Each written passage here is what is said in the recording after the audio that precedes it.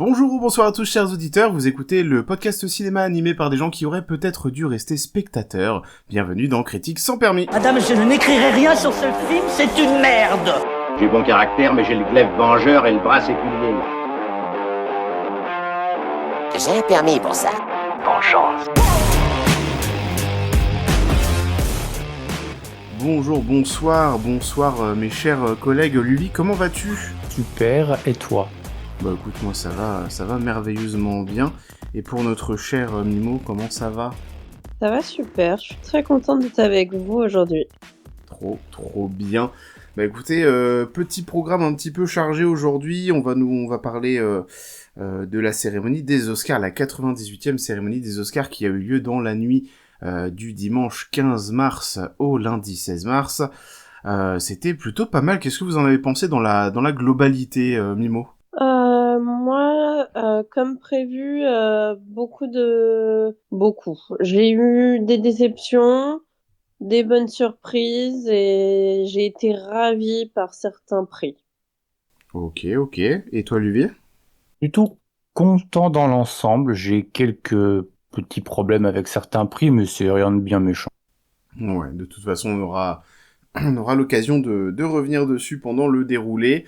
Moi, de mon côté, quelques surprises agréables, d'autres un petit peu incompréhensibles, même si elles ne me déplaisent pas. Mais voilà, on va revoir tout ça. Donc, la cérémonie des Oscars a commencé avec le fameux discours de 15 minutes de l'hôte de cérémonie. Donc cette année, c'était Conan O'Brien, qui a ouvert la cérémonie avec une parodie de Weapons que j'ai trouvé extrêmement drôle, dans laquelle du coup il passait un petit peu dans tous les films qui étaient nommés aux Oscars. Donc il est passé dans Sinners, dans Une bataille après l'autre. Il est passé aussi dans une version animée de K-pop Demon Hunters, et j'ai trouvé ça excellent.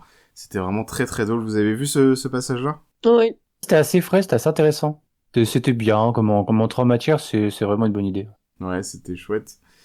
Après, du coup, il a fait un petit discours sur scène où il a vanné Timothée Chalamet par rapport à sa prise de parole et en disant que C'est sûr. bah voilà, c'était sûr de toute façon qu'il allait taper sur un petit peu tout, en disant du coup que on était dans des temps très sombres et que du coup tout le théâtre était entouré des forces de l'ordre parce que il y avait les communautés du ballet et de l'opéra qui risquaient d'attaquer à tout moment. C'était très très drôle. Ensuite, il a fait des blagues sur un peu tous les films nommés, il a tapé sur Trump, ce qui nous a fait grand plaisir. Et il a du coup aussi rendu hommage à la collaboration de tous les pays du monde dans une belle célébration d'espoir, en disant que tous les pays du monde participaient aux Oscars et c'était dans cette unité que on pouvait avoir de merveilleux films comme ceux qui sont nommés dans cette cérémonie. Alors, dans l'ordre, on a eu le premier Oscar, donc celui de la meilleure comédienne dans un second rôle, présenté par Zoé Saldana, et c'est Amy Madigan qui a remporté l'Oscar pour son rôle dans Weapons. C'était très très génial de l'avoir montée sur scène. Tu t'attendais à ça, toi, Luvi ?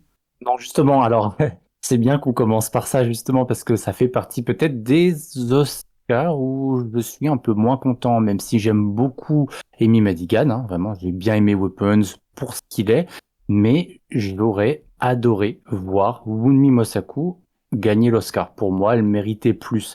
Après, Moi, qu'est-ce je que suis ça pas vaut, je sais pas, mais en tout cas, Amy Madigan, sa prestation dans Weapons, pour moi, lui valait pas l'Oscar non plus. Ok, pour toi, Mimo ? Oh non, moi j'étais plus que ravie que Amy Madigan ait le prix. Moi je voulais que ce soit elle. Juste Weapons, si jamais, est dispo sur Canal+ depuis quelques jours. Donc regardez-le. Le film, il est pas non plus incroyable ou révolutionnaire, mais moi je trouve que elle est incroyable dedans. Donc moi je suis vraiment très contente de ce prix, hein. C'est ce que j'espérais. Ouais, je suis assez d'accord avec toi. Elle est vraiment forte dans Weapons. Je trouve elle réinvente un petit peu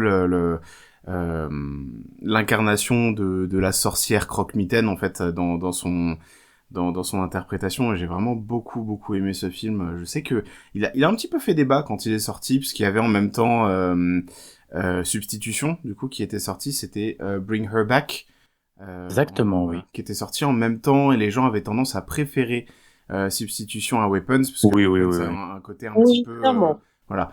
Weapons avait un côté un petit peu grotesque, un petit peu humoristique dans certains aspects, notamment toute la chasse finale, etc. Enfin, ça a pas plu à tout le monde, mais moi j'ai vraiment beaucoup aimé. Il a terminé dans mon top de l'année dernière. Donc voilà, donc très content pour Amy Madigan. On ne remporte aucun point, ni personne, puisque même si c'est celui que tu voulais, tu avais mis le point du cœur, Mimo, sur Amy Madigan, et on avait tous voté pour Wuni Mosaku. Donc aucun point pour nous trois. Et il va y avoir un préquel du coup, c'est une histoire avant le film qui est en développement, centré justement sur le personnage d'Anne Gladys, Ah, donc de Amy Madigan. Donc moi j'ai très hâte. ok, bah trop bien. J'avais pas vu passer ça, mais ça peut être vraiment pas mal, effectivement. Après, moi, ce qui me plaît, c'est aussi bah, justement tout le côté d'ombre qu'il y a, tu sais pas trop d'où elle vient. Elle parle Bah de... justement ça va traiter de ça Ouais, mais et ce moi, qui c'est va ça être qui me plaît avec super ce intéressant. personnage. C'est que tu sais pas. Du coup, ça crée une zone d'ombre qui est intéressante, et est-ce qu'on a vraiment envie de savoir? Je sais pas. On verra bien ce qu'ils en feront dans le Enfin, film. j'irai le voir, c'est sûr. Ah oui, moi aussi certainement. On a eu une petite coupure pub, donc toutes les coupures pub ont été ornementées d'interventions de Augustin Trapenard avec des petites vignettes vidéo, et les vignettes vidéo avaient pour voice-over Alexis Victor. Est-ce que vous connaissez Alexis Victor? Est-ce que vous connaissez le monde merveilleux du doublage français? Hein? Non, je vais pas vous... C'est ton domaine, ça. Alexis Victor, c'est un comédien extraordinaire qui fait la voix de Loki dans le MCU, qui fait également Bradley Cooper, qui a fait Nick dans Zootopie, etc. Donc il est adorable, j'ai eu l'occasion de lui parler, et c'est un amour, ce monsieur. Monsieur O'Brien revient et fait des blagues sur le fait que dans 2 ans, YouTube va récupérer la diffusion des Oscars, et il y a des petites... en fait, pendant qu'il parle, il y a des coupures qui sont faites comme des pubs YouTube, avec Jane Lynch qui apparaît du coup dans les pubs, alias Sue Sylvester dans Glee, et ça m'a fait plaisir de la voir là-dedans. Ça m'a fait beaucoup rire. Est-ce que vous avez... qu'est-ce que vous avez pensé un petit peu de ces interventions entrepris de O'Brien? Alors moi, j'avoue que dans les cérémonies, ce qui m'intéresse, c'est les prix. Ouais.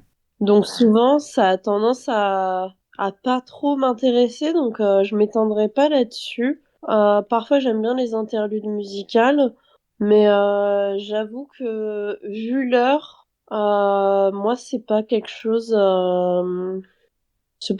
qui est relevant pour moi. Moi, j'aime bien O'Brien en vrai. Hein, j'aime beaucoup sa façon de parler, son côté britannique. Enfin, c'est ce que j'aime bien. Hein. D'ailleurs, il en parle dans sa prise de parole en disant qu'aucun acteur Oui. ni aucun film n'a remporté d'Oscar. Et ça m'attriste à chaque fois parce que j'aime tellement le cinéma britannique que c'est vrai que ça mériterait de gagner des prix plus souvent, à mon sens.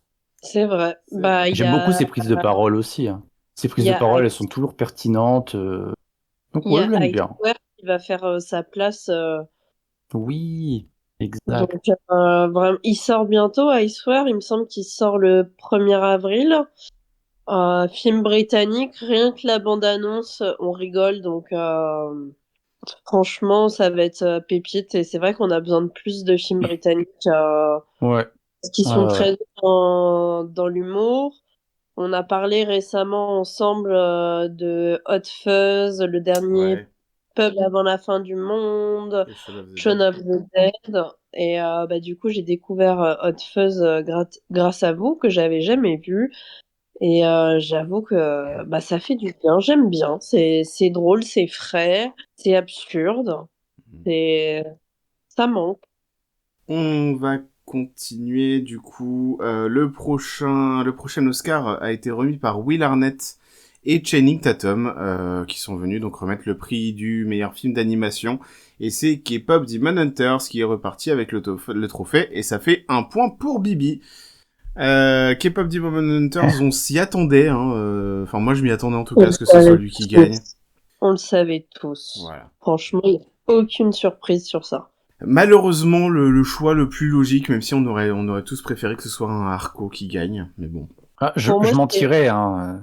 Pour moi, c'est du vol. C'est juste qu'ils ont fait énormément de promos, que ça a marché je ne sais pas comment. Je suis désolée pour les fans de K-Pop Demon Hunters, mais clairement, Arco, il est au-dessus des nuages, quoi. Il y a aucune comparaison, que ce soit les dessins, l'histoire, tout. Enfin, pour moi, Arco, c'était vraiment. Il méritait vraiment un Oscar, mais je savais que ça allait être K-Pop Demon Hunters. Tout à fait. C'est dommage que ce soit des films. En fait, justement, dans une des petites vignettes doublées par Alexis Victor, ils expliquaient comment étaient votés les films pendant les Oscars, et ils disaient que c'était donc des spécialistes de chaque spécialité. Donc pour la meilleure photographie, ça va être des gens qui font de la photographie, etc.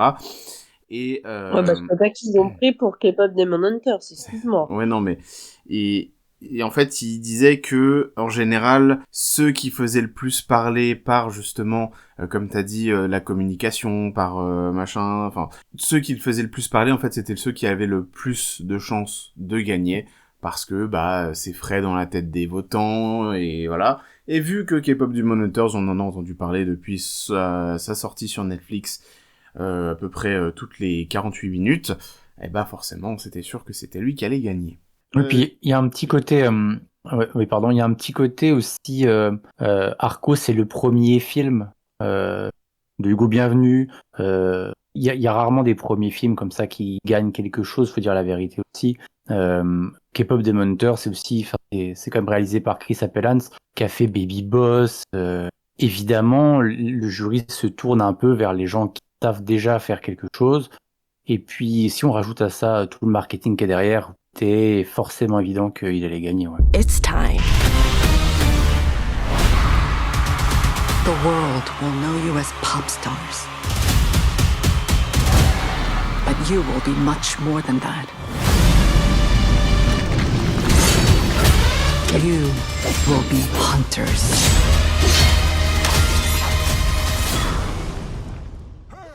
Will Arnett et Channing Tatum sont revenus pour présenter le meilleur court-métrage d'animation. Et Will Arnett a créé un message pour l'humain dans l'animation, parce que l'art c'est bien plus qu'un prompt et que l'IA c'est tout caca. Et c'est le film The Girl Who Cried Pearls qui est reparti avec l'Oscar. Est-ce que vous savez où est-ce qu'on peut le retrouver, ce court-métrage ? Alors, il est disponible gratuitement sur Arte. Donc Arte, n'oubliez pas que c'est une mine d'or. Ils ont notamment mis The Rider de Chloé Zhao. Oh, ça c'est cool, ça. C'est très très cool. Je pourrais et Woman Talking aussi. C'est génial. Une mine d'or, Arte. Faut regarder sans cesse et s'abonner à la newsletter. Moi, j'adore checker. Il y a des pépites. Hein. Il y avait également plein de choses qui ont gagné ou qui ont été nominées au César.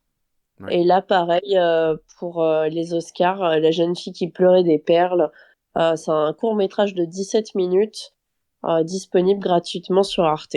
Il a l'air vraiment magnifique de ce que j'en ai vu. Arte, j'avais pu revoir 12 hommes en colère sur le site, et c'était vachement bien. Mais ils ont des belles pépites, des gros classiques, c'est trop bien d'avoir ça. Ensuite, on a l'équipe de Sinners, enfin en tout cas certains comédiens et des musiciens qui sont venus jouer I Lied to You sur scène, et c'était merveilleux, donc avec la mise en scène qui reprenait celle du film. Miles Keaton chante trop bien, et à ce moment-là de la soirée, je me suis dit, s'ils repartent pas avec la meilleure BO, vraiment je me coupe une couille, c'est pas possible autrement. C'était trop bien, c'était magnifique. Voilà. Et vous, qu'est-ce que vous en avez pensé de cette petite interlude musicale? Moi, j'ai énormément apprécié, hein, je suis un peu de ton avis.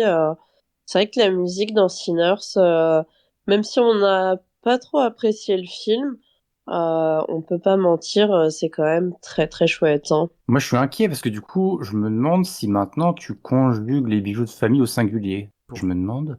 Parce Non, que non, non, j'en c'est coupais pas... qu'une. Ah, bon, ça va alors. Parce que bah, c'est pas eux qui ont gagné, hein. La meilleure bande originale? Ouais. Bah si. Ah bah j'ai... Non mais on est d'accord. Musique Meilleure musique originale. Non, originale, la bande c'est originale, pas Sinners. la musique originale. Enfin, pas la Ah, mais chanson. c'est pour C'est ça. Je n'ai pas le meilleure, même... la meilleure musique originale, c'est Sinners de Ludwig Göransson. Et la meilleure chanson originale, c'est Golden. Ouais. C'est pour ça alors que je n'avais pas les mêmes intitulés. Et oui, Du coup, je comprenais pas, d'accord. Ok, ok. c'est ça. Tout va bien alors. Et Effectivement. ouais, donc non, c'était fou. Encore une fois, Miles Keaton qui chante sur scène et qui fait la guitare, même si je pense que c'était du playback, je sais pas trop, j'ai pas réussi à voir. Si c'en est pas, Je c'est sais pas merveilleux. je sais pas s'ils se permettent du playback aux Oscars. Bonne Et question. venant d'eux, ça, je sais pas, ça perdrait de l'âme si j'apprenais ça, donc je préfère vivre dans le déni et pas savoir. Ouais, pareil, on va faire ça. Ensuite, on a eu une petite intervention de Conan O'Brien qui nous a rappelé que les grands films méritent de grands écrans, n'est-ce pas Netflix, avec en plus le patron de Netflix qui était dans la salle. C'est plutôt cool d'avoir fait passer ce message. Bah, Ensuite, c'est vrai qu'il y pardon, a des films comme Train Dreams ou Frankenstein. Frankenstein. C'est bien de les voir au ciné. Cependant, Frankenstein a été diffusé au cinéma avec l'équipe du film pour 2 séances, il me semble. Oui, oui. Mais pas Train Dreams. Et c'est vrai que au niveau de la photographie de Train Dreams, au cinéma, ça t'éclate la rétine. Je pense que si j'avais vu Train Dreams au cinéma plutôt que sur ma télé, je pense qu'il aurait été classé un petit peu plus haut dans ma liste des films qui méritaient ou pas le meilleur, enfin la meilleure photographie ou même le meilleur film. Hein. Mais c'est vrai que après voilà 2 séances avec l'équipe du film, ça fait pas une diffusion grand public, donc c'est pas voilà c'est pas foufou. Mais c'est mieux que rien, on va dire. Il y a des gens qui ont eu la chance de le voir sur grand écran. Ensuite, on a Anna Tawai et Mireille Mathieu, Anna Wintour qui sont venus présenter le meilleur costume. Donc on avait, oui, c'est Frankenstein, pardon, qui a remporté le prix. Et du coup, Mimo va gagner 1 point et Luvi, tu vas gagner un demi-point puisque tu as mis ta pièce sur 2 films. Oui, sur C'est vrai. Marty Suprême. Ouais, exactement. C'est mérité, hein, meilleur costume pour Frankenstein. En même temps, j'en voyais pas trop d'autres gagner que ça. Bah non, moi c'était Frankenstein, hein, Mia Goth dedans, fabuleuse. Et comme j'avais dit lors du premier épisode, j'ai vu les dessins aussi, et moi j'ai trouvé ça fabuleux. C'est pas mon domaine, mais je me permets de dire que c'est fabuleux quand même. Et toi, Luvi, pas trop déçu pour Marty Suprême tout de même? Non, mais je suis plutôt content, hein. Frankenstein avait toutes ses chances de toute façon et mérite totalement son Oscar. Après, moi, Marty Suprême, c'était surtout, voilà, c'était le cœur qui parlait, les costumes, tout ça, j'adore, donc... Mais sinon, ça va. Bon, tant mieux. C'est chouette. Ensuite, on a donc les 2 femmes qui sont revenues pour meilleure coiffure et meilleur maquillage. Et encore une fois, c'est Frankenstein qui a remporté le prix. Donc 1 point pour Luvi et 1 point pour moi. Puisque toi, tu avais, Mimo, parié sur The Ugly Stepsisters. Et je suis Ouais, assez d'accord, j'aurais aimé qu'il gagne. franchement, ça aurait été chouette qu'un film comme ça gagne, et je trouvais que c'était mérité. Je dis pas que Frankenstein ne le mérite pas, mais vraiment, ça m'aurait fait plaisir que ce soit The Ugly Stepsister. Voilà. Et si jamais il est dispo également sur Canal+. Super, merci beaucoup pour les petits points de où sont trouvables les films. C'est très très bien. Merci beaucoup. Les Frankenstein sur Netflix. Frankenstein sur Netflix, effectivement. Ensuite, on a Paul Mescal, Gwyneth Paltrow, Chase Infinity, Delroy Lindo et Wagner Moura qui sont venus sur scène pour présenter l'Oscar du meilleur casting. Donc c'est une première pour la cérémonie des Oscars. Et l'année prochaine, on aura aussi une première puisqu'il y aura un nouvel Oscar qui sera décerné. Est-ce que vous savez lequel ? Ah non, pas du tout. Ah oui, attends, je crois que je n'avais entendu parler. Non, je sais plus, je donne ma langue au chat, vas-y, dis-nous. Ce sera du coup l'Oscar du meilleur cascadeur. Oh, Voilà, à partir Ok. de l'année prochaine, on aura un nouvel Oscar, celui du meilleur cascadeur qui sera décerné. Et donc pour ce meilleur casting, ça revient à une bataille après l'autre. Vous n'y croyez pas, moi oui, donc un point de plus pour moi. je pense que pour revenir à la nouvelle catégorie du meilleur cascadeur, je pense que c'est vraiment, encore une fois, pour faire un pied de nez à l'IA et mettre en avant l'humain. Je sais pas trop, parce que ça fait quelques années quand même qu'ils en parlent de mettre l'Oscar du meilleur cascadeur. Ça a été officialisé l'année dernière, je crois. Et ça fait bien 2 ou 3 ans avant ça qu'ils commençaient à en parler et l'IA était pas autant répandue. Mais je pense que, ouais, il doit y avoir quand même un petit truc comme ça, clairement sur la table. Ça fera d'une pierre deux coups, hein. Oui, exactement. Du coup, donc le meilleur casting, effectivement, une bataille après l'autre. Vous aviez mis, si je me rappelle bien, Hamnet et Sinners. Exact. Moi, j'ai dû mettre Hamnet. Hein. Ouais, vous aviez mis pareil tous les deux, vous avez mis une pièce sur les deux films, Hamnet et Sinners. J'ai mes notes sous les yeux. Je trouve que c'est plutôt mérité, parce qu'il y a un gros casting quand même sur une bataille après l'autre qui se débrouille plutôt pas mal. Donc voilà. Il y a un truc qui m'a un petit peu emmerdé pendant la cérémonie, c'est que plusieurs fois ils ont diffusé des images des films qui concouraient pour les différents prix, et ils ont montré des plans qui spoilaient les films mais allègrement, notamment pour Bugonia et pour Sentimental Value, et ça m'a agacé vraiment. C'était terrible, parce que du coup si tu t'as jamais vu le film, tu regardes, si tu te souviens un petit peu de l'image que t'as vue dans les trucs, tu te dis bah merde, du coup je connais la fin puisqu'il se passe ça. Et enfin voilà, j'ai trouvé qu'ils ont pas géré leur montage pour les films. Surtout que moi, ce que j'adore pour les films, il y a plein de films, je vais les voir sans regarder vraiment de quoi ça parle. Et je découvre comme ça et c'est un plaisir. C'est vrai. Genre, je sais pas de quoi ça parle, mais soit vous m'en avez parlé, soit je l'ai vu passer, soit c'est les acteurs, soit c'est le réal, mais je regarde pas de quoi ça parle. C'est vrai, Pour Sentimental Value, je suis allée le voir sans savoir de quoi ça parlait. Je voulais aller le voir parce qu'il y avait Stellan dedans, Oui. c'est ma famille préférée. Et voilà, oui, spoiler, c'est quelque chose que je supporte pas et je sais que t'adores la pub Spoilman Oh, il est qu'il y a au incroyable. cinéma. Ahmed Silla a Que je vois un talent comique incroyable. quand je vais à l'UGC.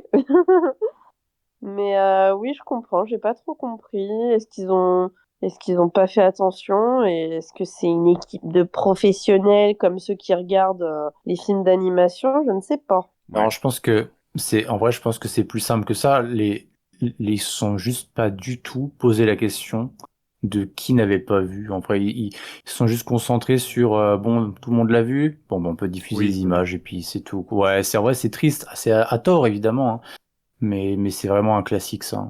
Ensuite, on a Kumail Nanjiani qui est venu présenter l'Oscar du meilleur court-métrage, et c'est quelque chose qui est arrivé très rarement. C'est un ex-aequo parfait pour le court-métrage The Singer et pour les petits Frenchies de 2 personnes échangeant de la salive. Et là, Alors moi, Oui. je voulais revenir sur ce qu'a dit Levi en disant que pour un premier film, c'était rare de gagner, mais 2 personnes qui échangent de la salive, c'est un premier court-métrage et première nomination. Du coup, ça arrive quand même et c'est dispo sur Canal+. Super.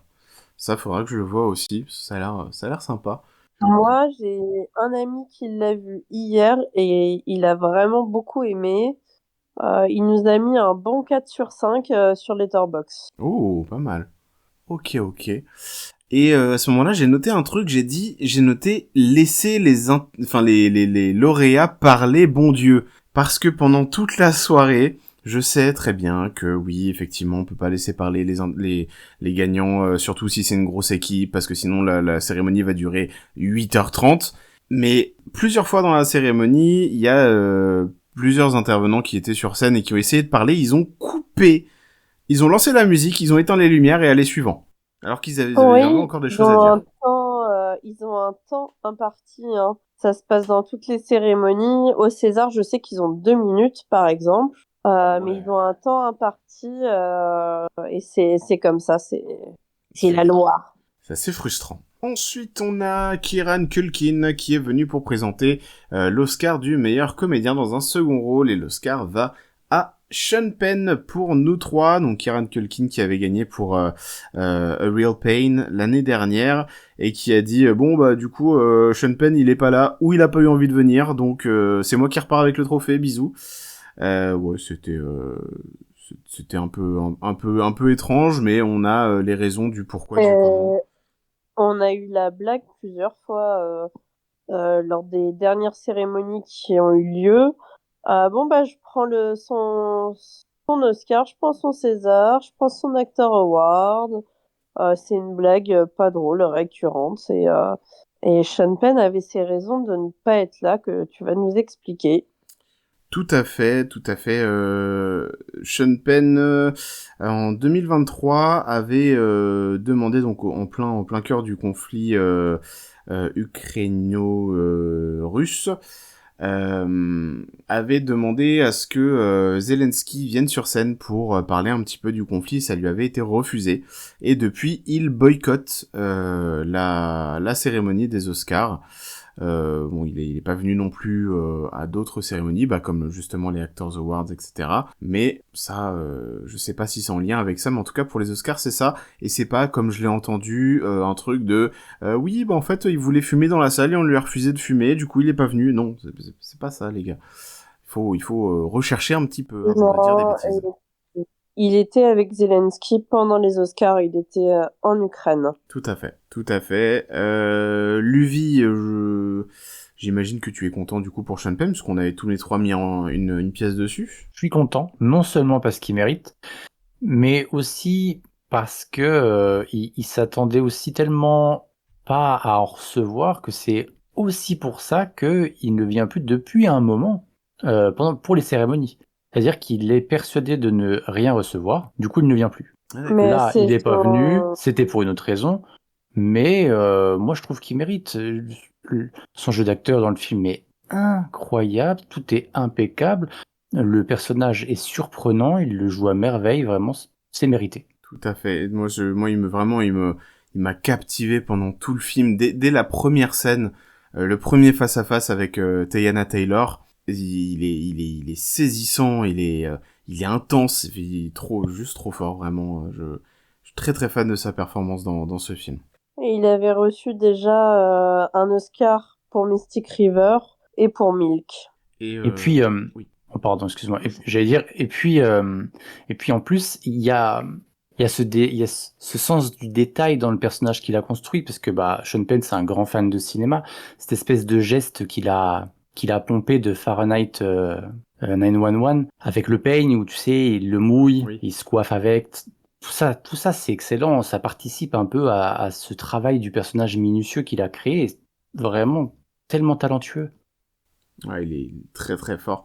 J'en profite pour caler un petit truc, puisque je l'ai dit au début de l'émission, je suis très fan de VF. On a le comédien donc Emmanuel Carsen qui doublait Sean Penn depuis des années, depuis presque le début de sa carrière, qui nous a quitté il y a peu. Emmanuel Carsen, c'était voilà. Emmanuel Carsen qui était quelqu'un avec qui j'échangeais beaucoup. Et voilà, donc je pense à lui. Pense à lui. Ensuite, on a eu Robert Downey Jr. et Chris Evans. Donc Robert Downey Jr. habillé en vert pour rappeler que bientôt il va jouer Doctor Doom. Ils sont venus pour présenter le meilleur scénario adapté. Et là, encore une fois, c'est une bataille après l'autre qui est repartie avec. Aucun point pour nous trois, puisqu'on avait tous les trois mis d'autres choses. Toi, Luvi, tu avais mis Bugonia, et Mimo et moi avions mis Hamnet. Donc, c'est une bataille après l'autre qui est repartie avec. Franchement, moi, je trouve que Hamnet est au-dessus du soleil. Je suis d'accord. Après, je suis pas mécontente que ce soit une bataille après l'autre. Je suis pas ravie, mais je suis pas mécontente non plus. Je trouve que Hamnet, en plus, le film est mieux que le livre. In my opinion, J'ai pas lu évidemment. le livre. Et du coup, toi, Luvi, qu'est-ce que tu en penses? Bah écoute, je suis déçu à moitié, on va dire. On va dire à moitié parce que Bugonia était dans mon cœur, mais une bataille après l'autre était très bien, hein, évidemment. Oui, voilà, je pense qu'on a le même ressenti, quoi. Ouais, tout à Si fait. ça avait été un autre film sur lequel on avait mis aucune bille, là, j'aurais été fâchée. Oui, voilà. Effectivement. Après, je connais, à part Frankenstein que j'ai lu, tous les autres, même tu vois Train Dreams, j'ai su après avoir vu le film que c'était un scénario adapté. Honnêtement, je pense que pour tous, j'aurais été heureux qu'ils remportent un petit quelque chose. Mais c'est vrai que Paul Thomas Anderson, enfin, c'est chouette que Paul Thomas Anderson ait gagné autant de trophées sur cette soirée. Oui, il s'est régalé. Hein. Ah ouais. Je pense de toute façon que on n'était pas tellement tiraillés dans cette cérémonie des Oscars, sauf pour le meilleur film d'animation. Oui. Où là, clairement, je suis pas contente. Ah, on va en reparler, t'inquiète, ça arrive. Une nouvelle fois, on a Captain America et Doctor Doom qui sont venus pour présenter le meilleur scénario original. Et cette fois-ci, c'est Sinners qui est parti avec donc un point pour Mimo et moi-même. Donc à Sinners de Ryan Coogler, on le rappelle. Tout à fait. We've been gone a long time. We back now. You twins? Nah, we cousins. Donc qui a pu monter sur scène pour faire son petit discours très émouvant. J'ai trouvé très touchant sur ce discours Ryan Coogler. Ouais, donc mérité aussi, tu vois, j'aurais aimé que ce soit un simple accident aussi qui reparte avec parce que Jafar Panahi mérite. mais je suis quand même content pour Sinners. Moi aussi, j'aime bien que même si le film je l'ai pas trouvé incroyable, comme je l'ai déjà dit, j'aime bien que ce genre de film prenne de la place. Ouais, Dis-moi. Ouais, excuse-moi. T'inquiète. J'ai vu le discours de Michael B. Jordan. C'était assez marrant de voir qu'il s'y attendait et en même temps pas du tout. Je sais pas comment expliquer, mais dans sa gestuelle, on aurait dit qu'il n'y croyait pas. C'était cool, c'était comme un enfant qui reçoit sa première médaille d'or. C'est super touchant. J'avoue que c'est comme nous. On pensait pas qu'il irait si loin, ce film. Clairement. Je suis sorti de la séance un petit peu en demi-teinte. On aime bien avec ma femme sur le retour parler des films qu'on vient de voir. On était un petit peu tous les deux en demi-teinte en mode ouais, c'était bien, mais il manquait quelque chose. Il y avait des trous un petit peu partout où tu te dis ok, ils ont donné ça en début de film, mais ils en ont rien fait après. Enfin voilà, il y avait des trucs qui allaient pas. C'est pourquoi je m'engage à le revoir quand j'aurai le temps. Parce que je pense que j'étais pas concentré, fatigué, ou je sais pas, mais en tout cas, je suis passé à côté, je crois. T'as pas eu l'effet waouh, quoi. J'ai eu un effet waouh, mais seulement sur les scènes musicales. Ok. Parce que je trouve que Ryan Coogler... Alors attention, ça va être très controversé ce que je vais dire.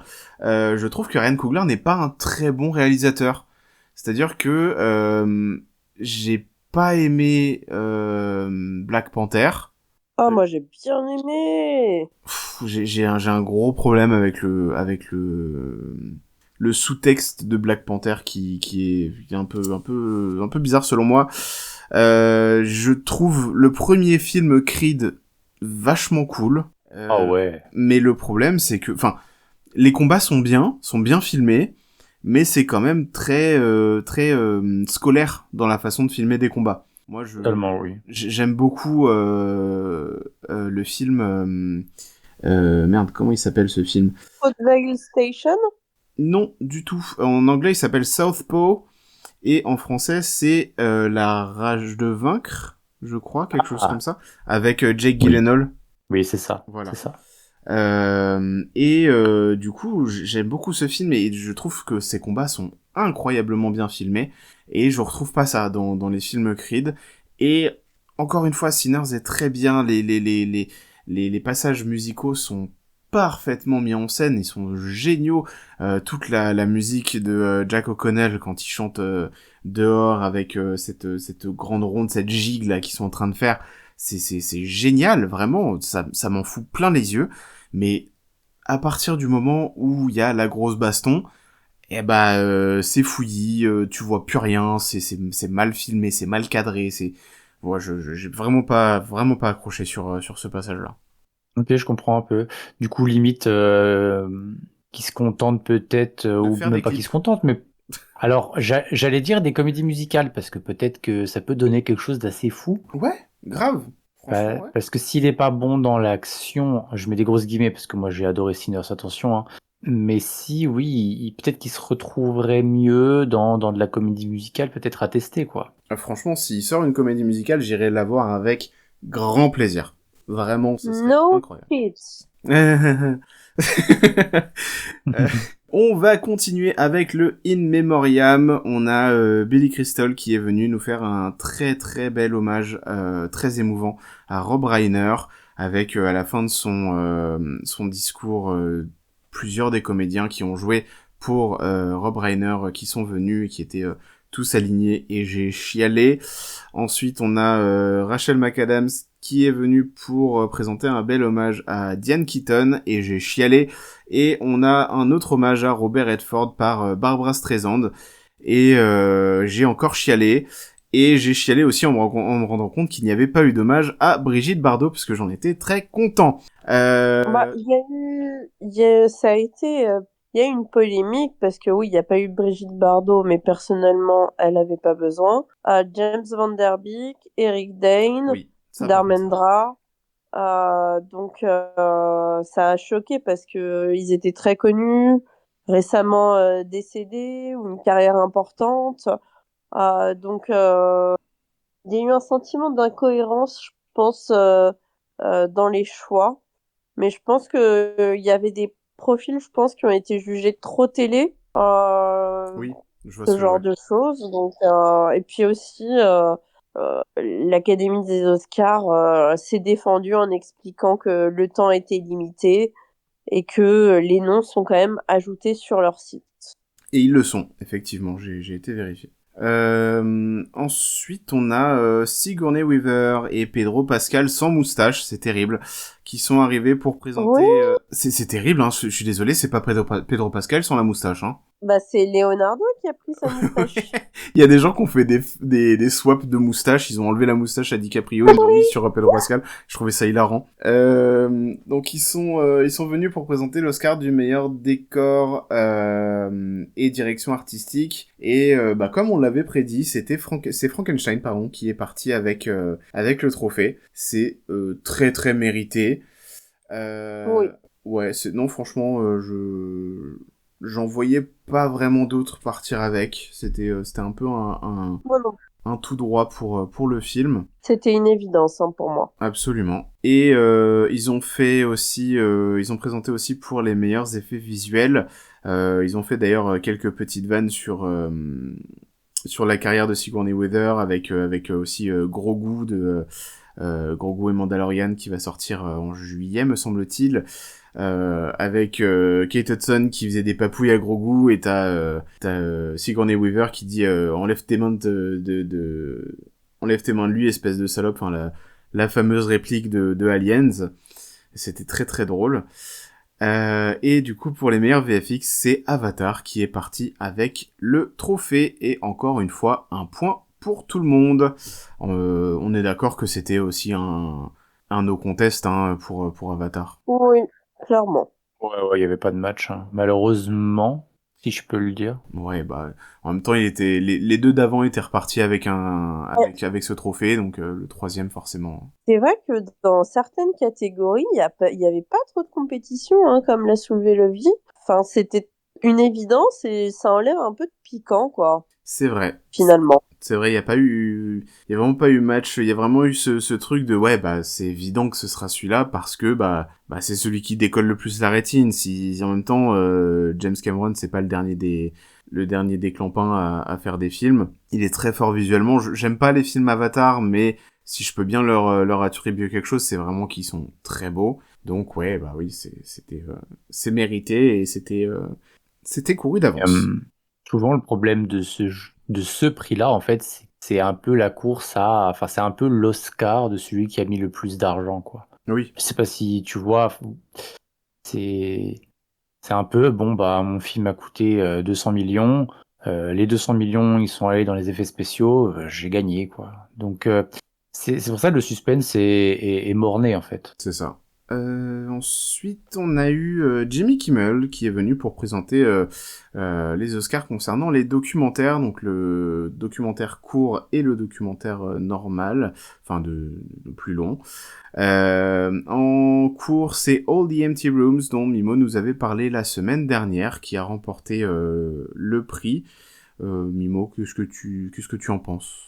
Alors, comme je l'avais dit, c'est un court-métrage où le travail est très intéressant, c'est-à-dire photographier les chambres des victimes de fusillades aux États-Unis. Mais pour moi, le docu se concentre plus sur le réal que sur son sujet. Donc, c'est en demi-teinte pour moi parce que il faut saluer le travail, mais le docu est pas bien fichu, je trouve. Donc ouais, demi-teinte, je dirais un peu déçu.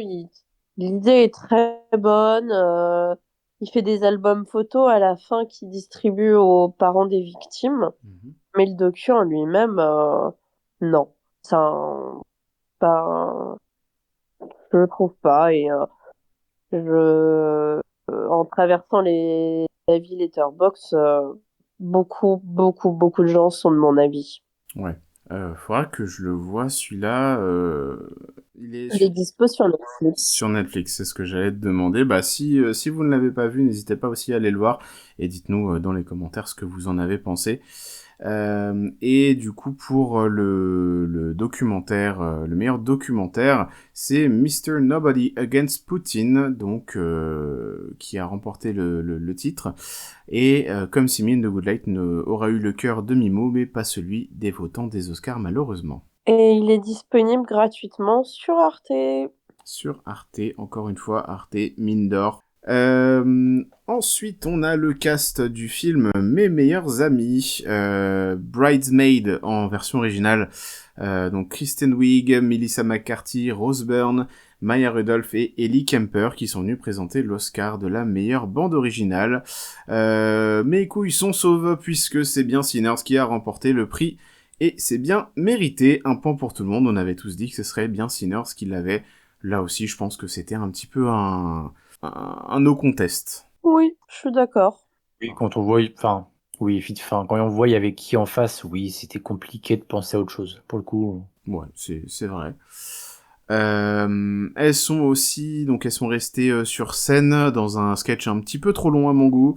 Elles ont présenté aussi donc le meilleur mixage son qui est reparti à F1 pour le coup. Donc là il y a un demi-point pour moi puisque j'avais aussi mis une pièce sur Sirat. Et on avait tous mis Sirat sur celui-ci. J'aurais aimé que ce soit Sirat qui l'emporte, parce que le son était vraiment très très très chouette sur ce film. Bah oui, Sirat, c'était une claque visuelle et c'était une claque aussi au niveau du son, quoi. Et quand j'ai vu le prix, je me suis dit, ah, ils avaient raison, mais pour moi, pas d'accord, quoi. C'est pas ce qui me marque dans F1, quoi. En fait, si tu veux mon avis, il a été donné à F1 parce que il y a eu un nouveau dispositif qui a été créé au niveau du son. Ils ont capté le son directement sur les voitures, du coup ça fait une immersion un petit peu plus poussée, blablabla. Bon, je suis à moitié Non, d'accord là-dessus. non. Oui, bah, on parle pas de la meilleure innovation, quoi. Oui, Tu je vois suis ce que je totalement veux dire? d'accord. Ouais. Donc voilà, et F1 disponible sur Canal+ également. Ensuite, on a eu la présidente de l'Académie des Arts et des Sciences du Cinéma, donc Lynette Howell-Taylor, qui est venue faire un discours pour remercier les petits copains de l'Académie et présenter aussi le musée de l'Académie. Voilà, c'était sympathique. Bill Pullman et Lewis Pullman, dont on reparlera un petit peu plus tard, puisqu'on va parler après du testament d'Anne Lee, qui sont venus donc présenter l'Oscar du meilleur montage, qui est revenu à une bataille après l'autre. Donc c'est ce qu'on avait dit, un point chacun. Oui. Mérité. C'est très mérité, encore une fois, hein, ce qu'on disait la semaine dernière, c'est que quand on pense montage, c'est celui-là qui revient un petit peu au-dessus des autres, même si Marty Suprême aurait pu l'avoir aussi. C'est très cool. Et Oui. toujours l'info importante, une bataille après l'autre va être dispo à partir du 27 mars sur Canal+. Sur Canal, impeccable. Faut vraiment que je me prenne un abonnement à Canal, c'est terrible. Ensuite, on a Demi Moore qui est venu présenter la meilleure photographie, qui est revenue à Sinners. J'avoue que là, pour moi, ça a été une surprise, parce que je pensais que ce serait Frankenstein qui partirait avec. Luvie aussi, me semble-t-il. Alors, j'avais mis plusieurs pièces. Il y en avait une sur Sinners, il me semble. Ah, je Si je l'avais dis pas D'accord. Je l'avais pas Sur noté, bah mon... écoute, je vais rajouter un demi-point sur ton score final. Alors, voilà. ouais, Moi, sur... je sens qu'il y a de la triche là. Parce que Non, mais sur la liste, j'ai la liste sous les yeux, c'est pour ça que je vous dis ça. J'ai une liste avec mes points et ce qui a été donné. Et j'avais mis aussi une puce sur Sinners pour la bonne raison que la photographie de Sinners est vraiment très bonne. Oui, je suis d'accord. Ouais. Mais pour moi, c'était pas mon premier choix. Toi, c'était Train Dreams, Mimo. Oui, clairement. Pour moi, c'est celui qui m'a caressé l'œil comme Tumblr à l'époque, quoi. Mm-hmm. Et c'est ce que je disais tout à l'heure, c'est que si je l'avais vu au cinéma, je pense qu'il serait reparti, enfin que mon choix aurait été vers Train Dreams. Mais Sinners, je suis pas du tout dépitée parce que c'est vrai que, comme dit Levi, c'était très beau, très belle photographie. Oui, totalement. Ok. À ce moment-là de l'écriture de l'émission, il est 2h50 du matin et je suis épuisé, mais on tient le bon bout. Il reste que 6 prix à distribuer. Petite pause musicale avec les 3 comédiennes chants de K-pop Demon Hunters qui sont venues chanter Golden. C'est joli, mais rien de bien différent des autres cérémonies qu'on a eues déjà avant. Hein. Ça a été presque la même chose que les autres. Oui. Ouais, voilà. On l'avait dit que ça se passerait comme ça et vraiment, moi je fais une overdose. Hein. Un peu, même si j'avoue que j'ai beaucoup aimé. Enfin, sur les premiers visionnages, j'ai beaucoup aimé K-pop Demon Hunters. J'ai pas eu, en général, pour les œuvres musicales, j'ai des hyperfixations. C'est-à-dire que j'écoute énormément les BO, etc. Là, il y a une ou deux chansons qui sont restées dans ma playlist et Golden en faisait clairement pas partie. Donc, je sais pas, il est en demi-teinte en ce moment dans ma tête, K-pop Demon Hunter. Je suis pas mécontent des prix qu'il a remportés, mais je suis pas non plus. Enfin, je pense que d'autres méritaient plus que lui. Donc bon. Pour la présentation du meilleur film international, on a Javier Bardem et Priyanka Chopra Jonas qui sont venus, et on a Javier Bardem qui nous a lâché directement en premier mot No to War and Free Palestine. Ok, parfait, merci beaucoup Monsieur Bardem, c'était très bien. Et pour moi là, ça a été la surprise, pas déçu mais très surpris. C'est Sentimental Value qui est reparti avec le prix, donc aucun point pour personne là-dessus. Grosse surprise sur celui-là, non? Bah en fait oui et non parce que il a quand même eu beaucoup de succès. Il y a énormément de gens qui l'ont aimé, mais j'ai ma bestie Chloé, si tu m'entends, qui aime d'habitude les films que je n'aime pas et qui n'a pas été convaincue par Sentimental Value. Donc c'est quand même une surprise parce que elle aime les films contemplatifs, elle aime les films pas terribles. Et celui-là, elle l'a pas trouvé génial. Donc Excuse-moi. surprise. Je trouve ça très drôle. Elle aime les films qui sont pas terribles en général, mais bon. Excuse-moi, voilà, je trouve ça très drôle. Elle aime les Pardon. contemplatifs et tout comme ça. Et du coup, je voulais le regarder à nouveau pour me dire, comme Sinners, est-ce que je suis passée à côté de quelque chose? Il faut que je le revoie. Et c'est bon. Et quand elle m'a dit que finalement, elle avait pas été convaincue, j'ai pas eu envie de le regarder une deuxième fois. Et je me suis dit, j'ai pas besoin de le revoir. En fait, non, je l'ai pas trouvé. Je l'ai pas trouvé terrible, hein, moi. Je vais pas me mentir, je l'ai pas trop aimé, hein. Ouais, lui non plus, t'avais pas été très emballé par le film, me semble. Pas aimé, du coup, c'est surpris et déçu, là, pour le coup. Ouais. Déjà parce que pour moi, c'était It Was Just an Accident qui aurait dû gagner. Ça, c'est évidemment mon avis. Mais Donc, voilà. un simple accident en français, hein. C'est ça, exactement. Oui, un simple accident qui aurait dû gagner. Pour moi, valeur sentimentale. Alors, c'est pas un film mauvais, mais c'est un film qui ne réussit pas ce qu'il essaye de faire. C'est-à-dire que je comprends très bien les longueurs, la mise en place des enjeux, des relations entre les personnages, les silences qui en disent beaucoup, etc. J'adore ce genre de film d'habitude. Pour moi, c'est totalement raté parce que le rythme est raté. Oui, on en parlait la semaine dernière. C'est vrai que le rythme est un petit peu particulier. Moi, de mon côté, j'ai beaucoup aimé le film, donc je suis pas déçu qu'il ait gagné, mais je suis quand même surpris. Puisque on avait Sirat, on avait un simple accident, même l'agent secret qui au final est reparti avec rien du tout. C'est Moi, assez j'ai préféré l'agent secret à Sentimental Value, hein, valeur sentimentale, hein, largement, hein. Je comprends tout à fait. Franchement, je comprends. Moi, j'ai beaucoup aimé parce que j'aime beaucoup le travail de Joachim Trier sur, à la caméra. J'avais beaucoup aimé Julien 12 chapitres. Moi aussi. Oui, il était vraiment très très beau et je trouve qu'il y a une mise en scène très intime dans Valeurs sentimentales. J'arrive de mon côté à justement apprécier les silences, à apprécier cette famille en fait qui essaie de rester intacte, avec le père qui essaie de présenter ses excuses entre guillemets à sa famille, mais en essayant de rester de rester digne entre guillemets, tu vois, enfin la dignité d'un papa poule.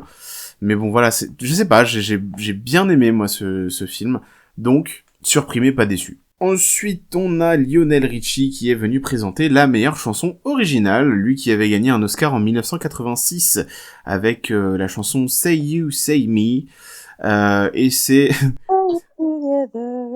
Exactement, merci. À chaque fois, on va avoir un petit passage chanté par Mimo, ça sera incroyable. Et j'ai noté, alors mot pour mot, j'ai noté, il était 3h du matin, je crois, j'ai noté, et c'est le frauduleux Golden qui remporte l'Oscar. Voilà. Donc un point de plus pour moi, et c'est une des fois où j'aurais aimé avoir tort. C'était sûr qu'il allait gagner, attends. Ouais, voilà. C'est ça. Il a joué la stratégie. Exactement. C'est dégueulasse. C'est honteux. Mais c'est pas une surprise du tout. Non, c'est malheureusement. Ouais. J'aurais aimé que ce soit là pour le coup Highlight to You de Sinners qui repartent avec. Moi, tout le monde, enfin tous les gens censés, j'ai envie de te dire. Mais c'est pas une surprise. J'ai envie juste de... voilà. Ouais. Là, j'ai noté encore une fois, les producteurs de l'émission n'ont aucun respect pour les lauréats qui n'ont pas le temps de prendre la parole. Plus que 4 trophées et je vais au dodo. Zendaya et Robert Pattinson sont venus présenter l'Oscar du meilleur réalisateur et c'est Paul Thomas Anderson qui gagne le prix. 1 point pour chacun. On aurait peut-être aimé que ce soit Hamnet qui remporte le prix, mais Paul Thomas Anderson, il le mérite vraiment, il le mérite pour toute sa carrière. Je suis très content qu'il ait remporté ce prix. Oui, franchement, il est trop kiki. moi, je suis contente aussi. Et toi, Luvi, qui est un fan de Paul Thomas Anderson, qui aime beaucoup ses films, j'imagine que tu es content aussi. Je pense que c'était peut-être autant une consécration pour lui que pour moi. Déjà, savoir, ça fait, je crois, avec celui-là, ça lui fait 6 Oscars en tout pour la soirée. C'est énorme, ça le place en premier sur le podium des récompenses. C'est totalement mérité de une. Et je suis vraiment content pour lui. Si c'est un Oscar pour l'ensemble de sa carrière, c'est valable. Si c'est juste pour le film, c'est valable aussi, donc je suis content. Et j'aimerais revenir sur Zendaya et Robert Pattinson qui vont jouer ensemble dans 3 films en 2026. The Drama, réalisé par Christopher Borgli. Il va avoir l'Odyssée de Christopher Nolan et Dune partie 3 où les visuels et la bande-annonce sont sortis du coup ce mardi 17 mars. Tout à fait. Bande-annonce que je n'ai pas regardée puisque je n'ai pas encore vu Dune 2. Donc j'ai pas envie de me... Fabuleux. Ouais, faut que je le regarde, faut que je me mette d'accord avec ma chère et tendre pour qu'on le regarde ensemble. Parce que sinon, elle me coupe la tête. Ouais, j'ai très hâte pour The Drama, d'ailleurs. En plus, film A24, donc non, très. Moi aussi, mais je sais pas pourquoi, je sens qu'il va pas être terrible. J'ai hâte, mais j'ai ce pressentiment qu'il va pas être terrible. On verra. J'espère me tromper. On en reparlera dans l'émission, quoi qu'il arrive. Du coup, voilà, donc Zendaya et Robert Pattinson. D'ailleurs, Paul Thomas Anderson, me semble-t-il, a cité du coup dans son discours ses concurrents, les autres personnes qui étaient en lice pour le prix. Il a cité donc Ryan Coogler, Joachim Trier, Josh Safdie, mais il me semble qu'il a pas cité Chloé Zhao. Je sais pas si je sais pas si je l'ai pas entendu parce qu'il était tard et que j'étais fatigué ou qu'il l'a pas fait.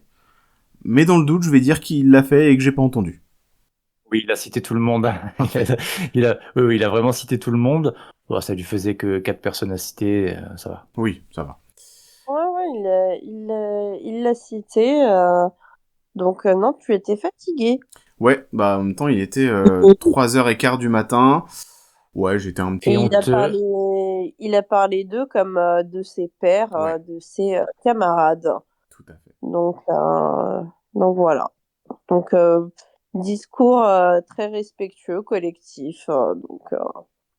Du grand on Paul aime. Thomas Anderson.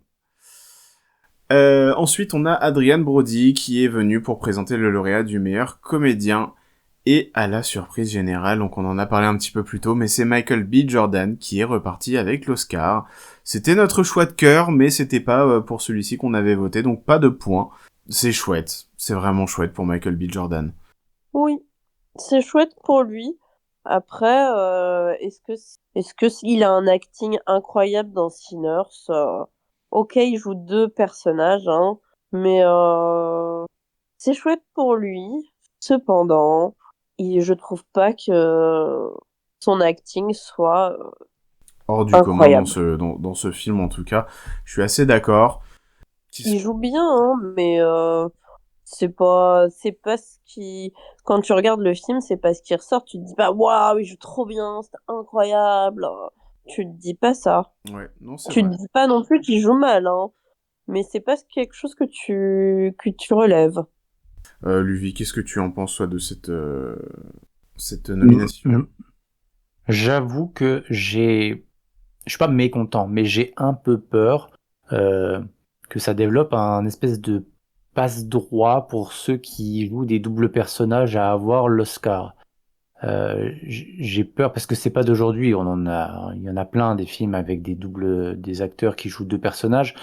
J'ai peur que ce soit un peu aussi pour ça qu'il ait gagné l'Oscar, même si je me dis que c'est parce que c'est un bon acteur, mais je sais pas, il y a quelque chose au fond de moi je peux pas m'empêcher de me dire que c'est juste parce qu'il joue 2 personnages. Ouais, Moi, je suis pas pense que sûr. moi, je pense que ça a joué vraiment une infime partie dans la balance. Bah après, si c'était le cas, on aurait eu peut-être un Oscar pour Tom Hardy qui a joué dans... Ou pour Lindsay Lohan. Oui, voilà, Lindsay Oui.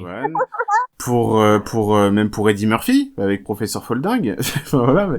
Donc, Oui, ou De Niro, c'est pour ça que je disais oui, non, mais il y en a beaucoup. Je pense pas que c'est que pour ça, mais je pense que ça a joué. Je sais pas pourquoi je le sens.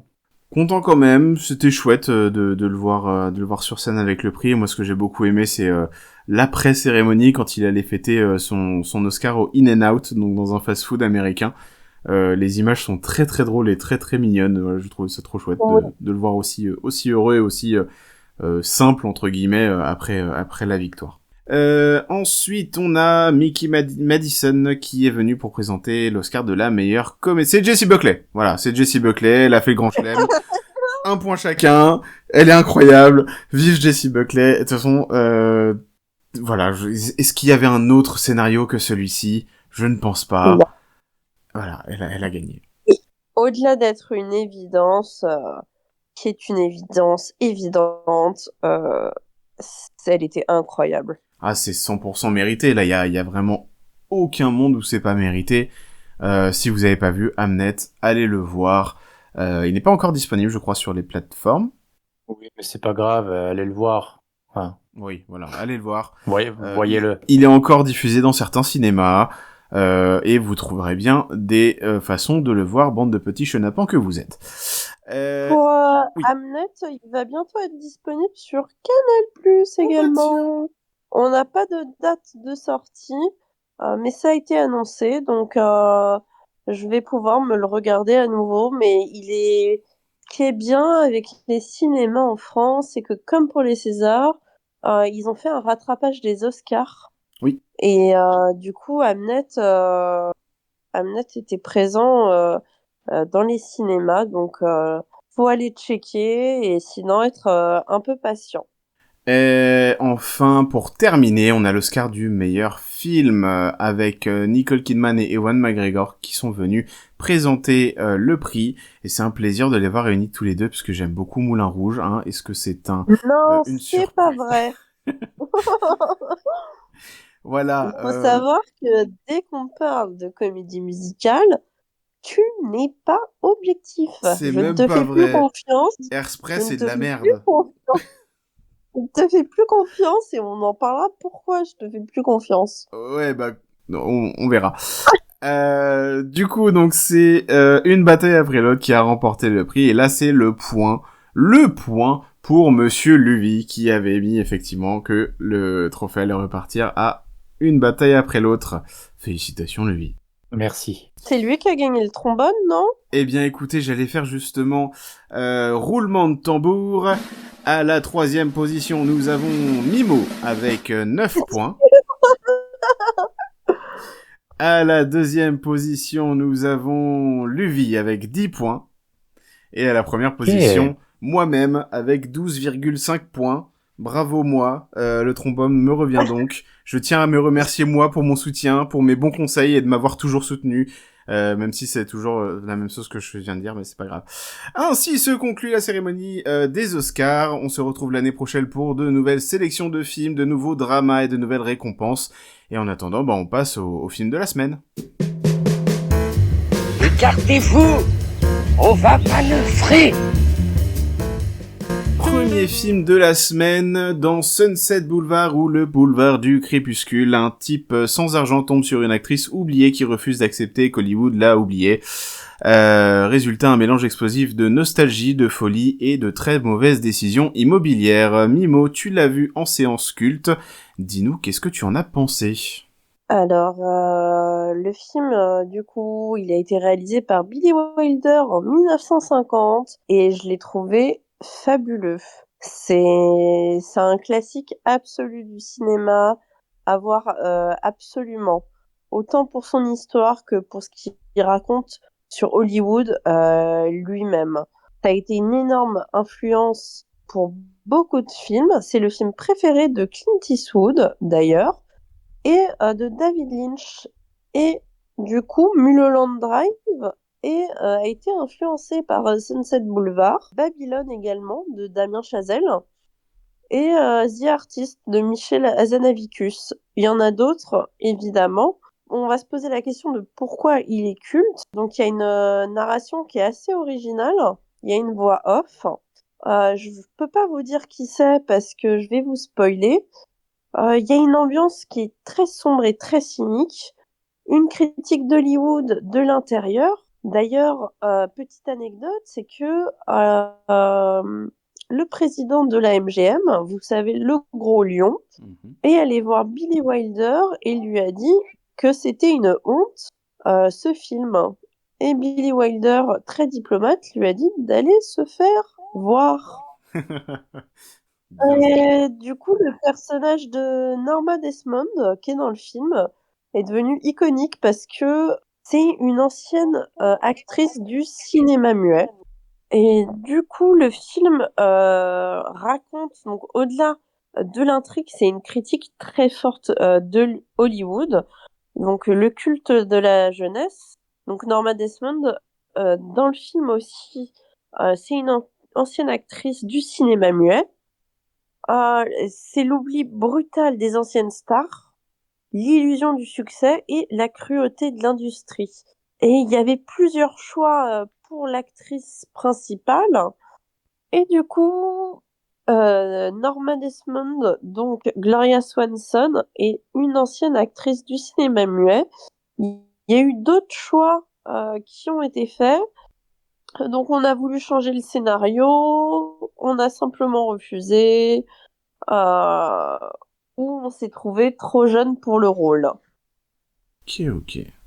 Donc, plutôt apprécié le film. Luvie, est-ce que tu l'as vu, ce film? Alors, je l'ai pas vu du tout. D'accord. Mais alors, pas du tout. Alors, il passait dans les séances cultes du ciné où je vais, mais j'y suis pas allé. Il y avait autre chose ce jour-là, j'imagine, parce que sinon, je vais toujours aux séances cultes. Donc, mais non, je l'ai loupé. Très bien. Mais Moi, c'est je l'ai vu il y a vraiment, très longtemps, donc c'est des souvenirs qui sont assez flous. mais c'est vraiment une tragédie sur la gloire et l'oubli. La fin est magistrale, je trouve. C'est une belle autopsie d'Hollywood et c'est un film qui continue d'influencer beaucoup de films, tout ce qui parle de célébrité et de chute. Donc vraiment, c'est un film à voir et pour moi et Levi, on est UGC MK2 et il propose des séances ciné-cultes. Il faut savoir aussi que si vous êtes sur Paris, UGC s'applique pour le cinéma Christine, qui passe que des vieux films. Ils ont passé hier, par exemple, Thelma et Louise. Il y a le Reflet Médicis, l'Arlequin, l'Espace Saint-Michel. Il y a le Luxor. Je parlais justement de David Lynch. Au Luxor, ils font une rétrospective David Lynch. Donc, allez voir ces films. C'est vrai, c'est une bonne chose. En plus, il y a quelque chose là, qui arrive bientôt dans 5 petits jours, me semble-t-il. Qu'est-ce que c'est? Le printemps du cinéma. Et oui. Est-ce que tu veux nous Donc en dire ça va un être petit mot, Luvie, du printemps du cinéma? Le printemps du cinéma, c'est du 22 au 24 mars et c'est 5 € la séance. Ça veut dire 5 € la séance pour voir les films qui viennent de sortir. Allez-y, c'est 5 €, c'est un kebab de 2012, allez-y. C'est vrai, ça vous permet de pouvoir voir des films, de très bons films qui sont sortis ou qui vont sortir, du coup, le jour où est diffusé ce podcast. On vous en parlera un petit peu plus tard. Est-ce que tu as peut-être un petit dernier mot à dire sur Sunset Boulevard, Mimo? Il faut le voir. Il faut le voir. Faut le voir. Je suis désolée, t'es fan de VF, mais il faut le voir en VO. Parce qu'en plus, on se rend compte que la traduction est parfois aléatoire. Et le jeu d'acteur du personnage de Norma Desmond, je l'ai trouvé incroyable parce qu'elle garde dans le film cette fibre de l'actrice du cinéma muet. Oui. Je vois ce que tu veux dire. Je l'ai vu en VO pour le coup, celui-ci. Sachez que je regarde aussi des films en VO. Voilà, j'aime la VF, mais je regarde aussi des films en VO. Je ne suis pas aussi extrême que certaines autres personnes du cinéma d'internet. Bref, Mais oui, je l'ai vu en VO, et généralement les vieux films, je les regarde en VO parce qu'il y a petit ce petit truc en plus de l'ancien jeu que j'aime beaucoup. Donc généralement je les regarde en VO, effectivement. Et ce film, il a été très bien reçu par la critique. Il faut savoir, autre anecdote, que la première scène a été changée. Donc le film qu'on voit, c'était pas le film Il n'était pas comme ça à l'origine, parce que ça se passait dans une morgue et c'est des cadavres qui se parlaient. Et la réaction du public, c'est qu'ils ont énormément ri. Ah oui. Et c'était pas ce qui était voulu. D'accord, ok. Très très très drôle. Bah, en tout cas, n'hésitez pas à nous dire ce que vous pensez également de Sunset Boulevard dans les commentaires ou sur Instagram. On répondra à vos commentaires. This is Sunset Boulevard, Los Angeles, California. A murder has been reported from one of those great big houses. But before you hear it all distorted and blown out of proportion, maybe you'd like to hear the facts, the whole truth. Film suivant. Après avoir reçu une transfusion de sang inconnue, un prêtre se transforme en vampire et découvre que ses nouveaux péchés sont plus fun que les anciens. Entre foi et soif de sang, il hésite sur ses priorités. Luvi, tu vas du coup nous parler de Thirst, réalisé par Park Chan-wook. Exactement, donc un film de vampire, mais un bon film de vampire qui ne brille pas au soleil. Alors, on est beaucoup dans de l'horreur psychologique dans Thirst. Le cinéma de Park Chan-wook, c'est toujours un peu décalé. C'est encore décalé dans Thirst. Et vous allez vous y retrouver. C'est très gore. Tous ceux qui aiment un peu le body horror, on retrouve quelques ongles arrachés. Ne vous en faites pas. Si vous êtes misophone, n'allez pas voir le film. Je préfère le dire. Les bruits de bouche sont insupportables au bout de 5 minutes. Et ils sont légion. Oui, c'est-à-dire que tout le film est dominé par les bruits de bouche, de toute façon.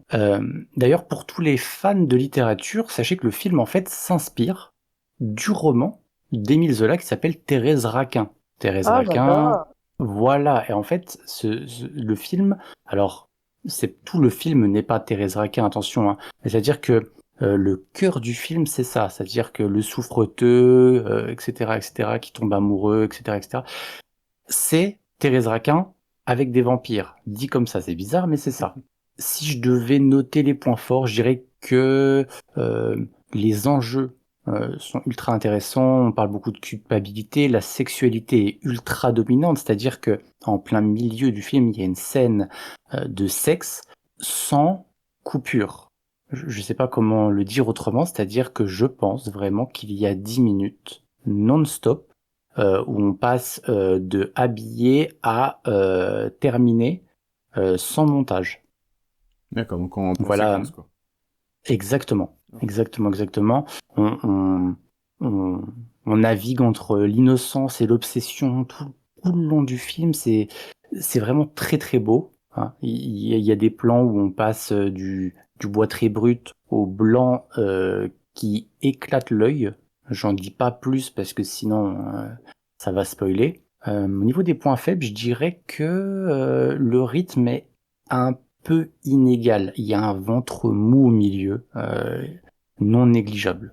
Tu vois, c'est de ce que j'en ai comme souvenir, c'était le début pour moi qui était un petit peu mou de ce film. Je l'avais vraiment, j'ai eu un crescendo en fait sur ce film où je m'ennuyais un petit peu et je pense que comme tout le monde, j'étais un petit peu subjugué sur la fin avec cette scène pratiquement totalement muette qui est tout en tension, qui est vraiment incroyable.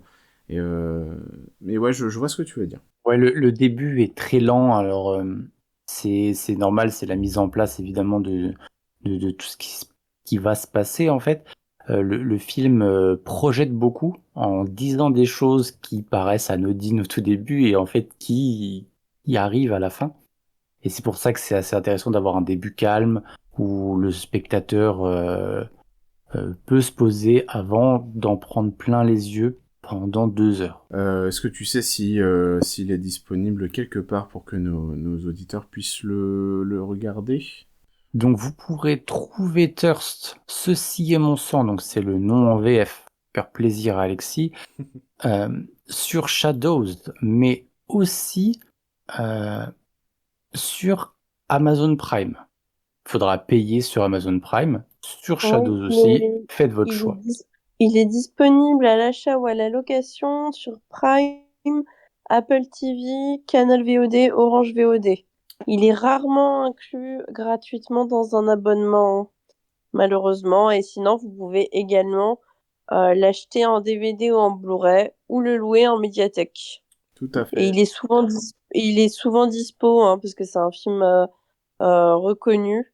Après, il faut toujours essayer dans les cinémas indépendants ou les cinémas d'art et essai, du genre Quartier Latin à Paris. Ils ont sorti beaucoup de films de Park Chan-wook récemment au ciné, donc si vous êtes fan, n'hésitez pas à utiliser les internets. Rappelons-le, le format physique, c'est merveilleux et il y a beaucoup d'autres moyens que le cinéma ou le téléchargement illégal pour profiter de films. Mais d'ailleurs, du coup, ce Thirst, est-ce que tu l'avais vu, toi, Mimo? Non, pas du tout. Je devais y aller le même soir que le vie, mais j'ai dû annuler ma séance. D'accord, d'accord. Est-ce que tu penses le rattraper? Oui, oui, oui. Il y a des réels où j'ai envie, comme tout le monde, de regarder tous les films. Ouais, Park Chan-wook, c'est quelque chose. Hein. Vraiment, j'aime beaucoup ce réalisateur. J'ai rattrapé récemment Aucun autre choix, qui est son plus sage de tous ses films. Mais c'était vraiment chouette quand même. Moi, j'ai été déçue par aucun autre choix. Première fois que je suis déçue d'un film de Park Chan-wook. Je m'attendais à plus. On en avait déjà parlé lors du précédent épisode et j'ai pas été pleinement convaincue. J'en attendais plus. C'est vrai, c'est ce qui ressort hein, globalement des critiques de ce film. Donc bon. Est-ce que tu as un dernier mot à dire sur Thirst, mon cher Levi? Donc oui, si vous aimez les films de vampires, mais si vous aimez aussi Song Kang-ho, donc un acteur coréen qui joue dans beaucoup de films de Park Chan-wook, allez-y. Allez-y, vraiment, c'est un bon acteur et c'est un bon réalisateur. Vous louperez rien du tout. Foncez.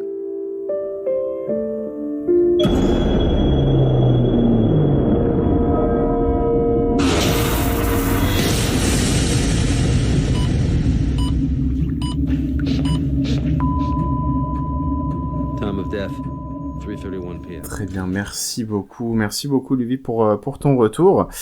Pour le prochain film, on va avoir notre chère Amanda Seyfried qui se fait pardonner pour la femme de ménage, qui va jouer du coup Anne Lee, qui est la fondatrice d'un culte religieux prônant l'abstinence, l'égalité des sexes, et tout ça dans une comédie musicale envoûtante, mise en scène par Mona Fastvold, qui est la femme d'ailleurs du réalisateur de The Brutalist, qui a gagné donc le prix du meilleur acteur l'année dernière. Je crois qu'il avait gagné un autre prix aussi, le Brutalist. Je sais plus. Bref.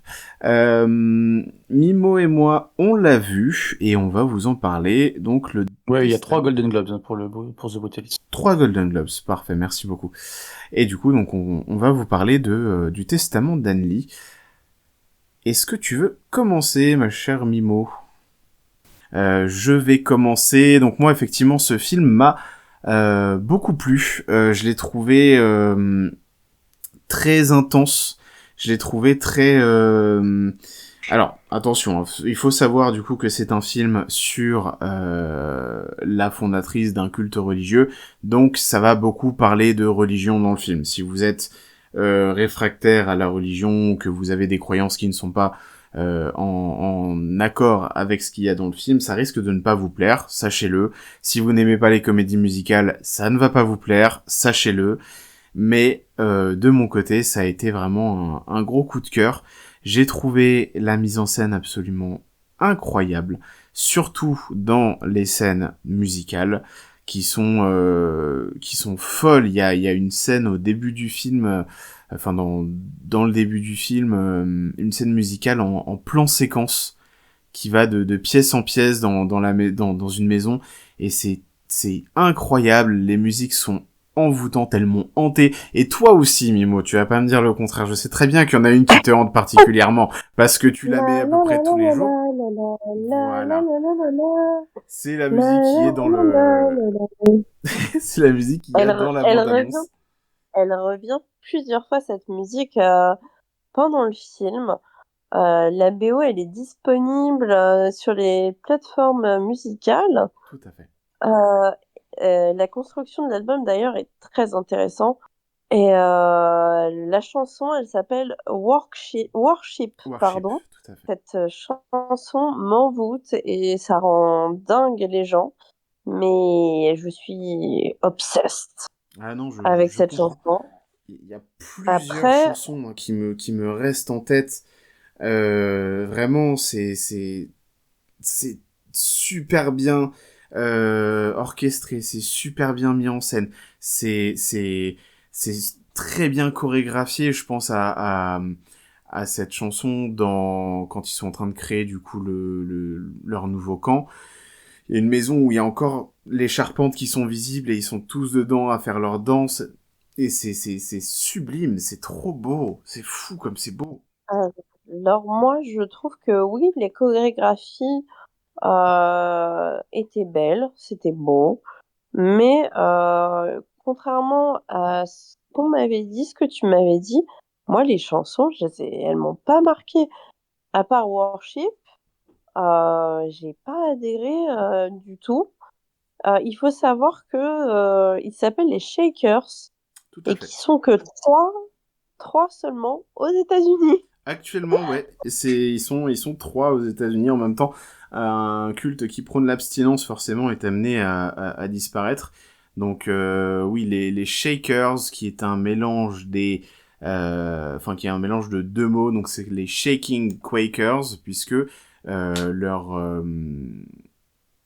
cérémonie, en gros, pour absoudre les péchés, etc., se fait dans une sorte de transe avec une danse un petit peu primale. Je sais pas trop comment qualifier ça, mais voilà. Donc c'est pour ça qu'ils s'appellent les Shakers, parce que il y a beaucoup de secouage, de secousses, c'est mieux.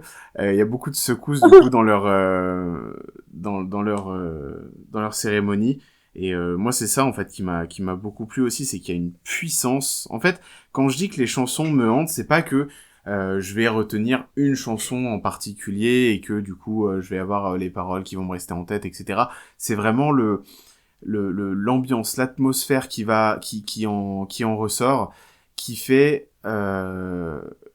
vraiment devant chaque scène musicale, j'étais envoûté. J'étais limite, je me levais et je faisais la choré avec eux, sauf qu'il y avait des gens dans la salle, donc ça aurait été bizarre. Mais ouais, mais tu vois, c'est pour ça que je te dis, je te fais plus confiance, parce que je me rattraperai. clairement, Je me rattraperai sur les comédies musicales, promis. J'ai un collègue qui m'a dit, il a l'abonnement, il a le pass cinéma, mais lui, il a quitté la salle. Et c'est vrai que moi, j'aime pas quitter les films. S'il avait pas été au ciné, je pense pas que je l'aurais regardé jusqu'au bout. Ah ouais, ok. Moi, Amanda est fabuleuse dedans, mais je me suis trouvée un peu là, oui, tout ça pour raconter quoi? Pas grand-chose. C'est vrai que le but du film, les enjeux en soi sont assez flous. C'est vrai que tu termines le film en mode ok. En fait, je trouve qu'il y a un problème avec le dernier quart du film. Le dernier quart du film, je trouve vraiment inférieur au reste. Beaucoup plus ennuyant. En fait, à partir du moment où ils arrivent aux États-Unis, ça commence à devenir un petit peu chiant. Je suis d'accord avec toi. Et moi, je pense pas que le V va aimer. Il y a des chances, hein, franchement. Ils divisent beaucoup, hein. Ils divisent le film. Hein. J'ai vu beaucoup de retours, des gens qui ont mis du 4 étoiles, comme qui ont mis 1,5, comme tu vois, c'est très... dans dans les gens que je connais, il y a que toi qui encense ce film. Hein. Ah, écoutez, je suis faible, d'accord? Non, non, non. Mais, non, j'ai quelqu'un que je suis aussi sur les réseaux qui a mis également 4 étoiles et qui, qui a beaucoup aimé le film.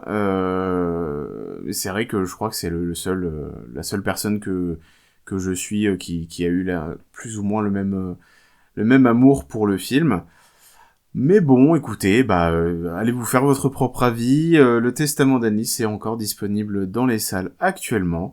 Et n'hésitez pas à nous dire si vous l'avez apprécié.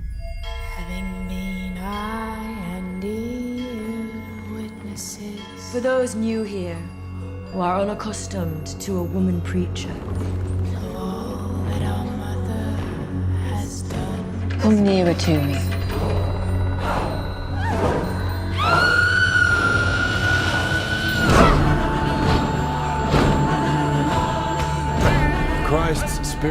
Ensuite, on va parler d'un autre film, entre ego, jalousie et attachement. Un duo d'amis voit son équilibre voler en éclats avec l'arrivée d'une troisième personne, preuve que parfois le vrai combat, ce n'est pas de rester ensemble, mais d'apprendre à évoluer. Chien de la casse avec le merveilleux Raphaël Quenard. Lui, tu l'as rattrapé récemment, moi je l'ai vu il y a un petit moment. Dis-nous, qu'est-ce que tu en as pensé ? Bien, si vous doutiez encore que le cinéma français pouvait faire des choses bien, vous voilà rassuré, Chien de la casse est un immanquable. Autant on connaît les films qui font du bruit, mais il y a ceux qui résonnent longtemps après le générique. Chien de la casse fait partie de ceux-là. Donc oui, tout se passe dans un petit village du sud où Jean-Baptiste Durand, le réalisateur, filme l'amitié comme quelque chose de brut, de fragile et de presque animal. Et ça, on le ressent pendant à peu près tout le film. Tout est tendu, les gens ont l'air de s'en vouloir pour des choses qu'on comprend pas, qui ne les regardent que eux. Ces deux potes d'enfance, donc d'un côté ils sont très collés, on sent vraiment totalement qu'ils ont grandi ensemble, c'est-à-dire que si vous avez des amis avec lesquels vous avez grandi, vous comprendrez totalement les sentiments qui existent entre les personnages. Mais évidemment, une troisième personne va se glisser dans ce couple pour donner naissance à un trouble dont tout le monde n'est pas forcément heureux. Dans le film, d'abord, ce qui frappe surtout, c'est la justesse, non seulement du jeu des acteurs, qui a l'air d'être juste des gens qu'on filme dans un petit village, qui squattent sur un banc, qui discutent de vraies choses de la vie, autant inutiles, comme tout le monde peut le faire, et de trucs beaucoup plus sérieux. Et c'est ça qui est beau aussi, c'est que tout a l'air vrai. On dirait presque un documentaire par moment. Il y a des fois, il y a juste des regards qu'on comprend. Des fois, il y a juste des silences qu'on comprend. Et tout ça vient façonner ces tensions qui montent petit à petit.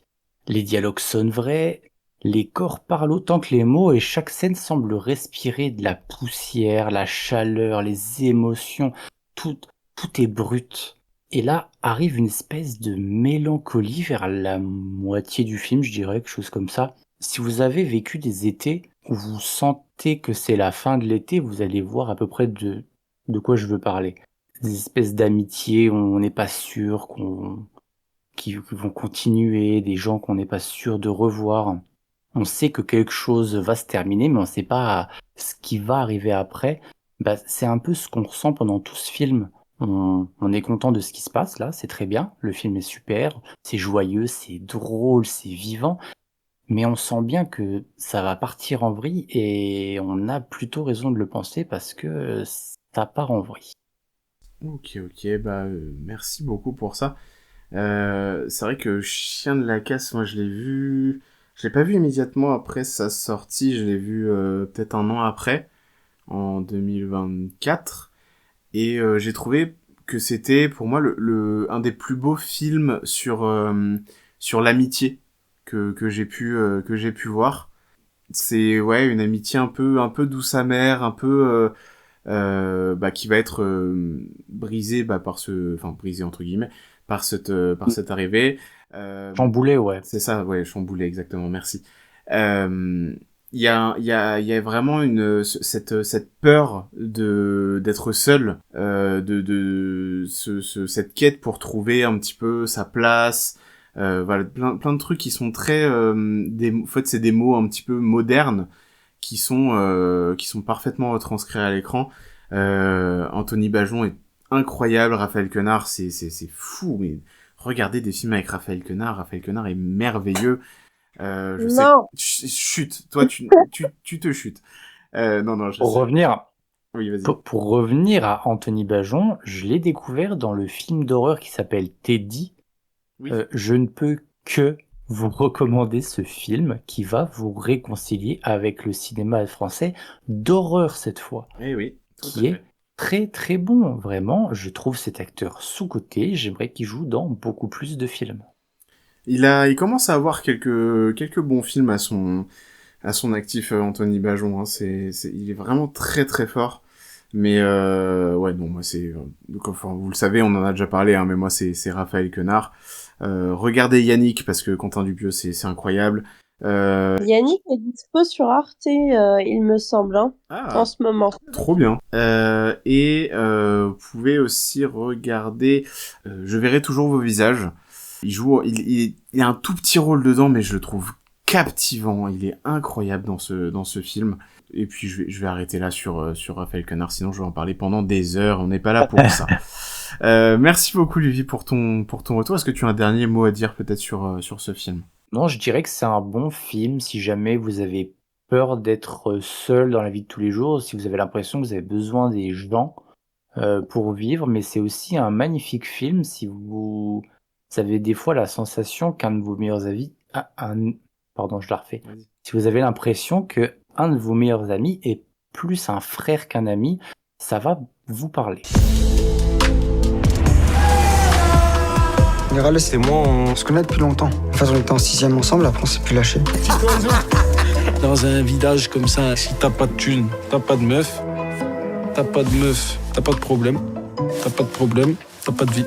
Et moi j'ai Dog, donc j'ai et des problèmes et pas de vie. En tout cas, allez voir ce film. Allez voir Chien de la casse. Ensuite, après une manifestation qui tourne mal, une mère remonte le fil des événements pour expliquer comment on en est arrivé là. Résultat, 3 générations, beaucoup de courage et la preuve que dans cette famille, abandonner n'a jamais été une option, même quand tout s'acharne. Mimo, tu as été voir Ce qu'il reste de nous, tu as été particulièrement ému par ce film. Est-ce que tu peux nous en parler, s'il te plaît? Oui, alors c'est de Cherian Davis. Donc le titre c'est All That Left of You. Donc ce qu'il reste de nous en français. Je dirais que c'est un film à voir absolument. C'est un très grand film, très puissant et profondément nécessaire. C'est une fresque familiale qui s'inscrit dans une démarche de mémoire et d'histoire. Donc le film suit une famille palestinienne sur plusieurs générations depuis la Nakba. Donc la Nakba, c'est l'exode massif et la dépossession de la population palestinienne pendant la guerre israélo-arabe de 1948 jusqu'à 2022. Donc on suit différents membres de la famille à travers le temps, donc leurs pertes, leurs déplacements, leurs espoirs et leur résistance. Il n'y a pas d'intrigue linéaire. C'est comme je le disais, c'est vraiment une fresque familiale. C'est fort, c'est un film qui bouscule, qui m'a ému. Et ça met des visages, des voix, des vies sur une histoire qui est souvent réduite à des chiffres ou à des discours politiques. J'en avais parlé en disant que ça va éduquer les gens et on m'a dit ouais mais les gens ces gens-là ils vont pas aller le voir, mais ceux qui vont aller le voir, je pense qu'ils vont apprendre des choses un peu et voir comment tout ça s'est passé, toutes ces vies bouleversées.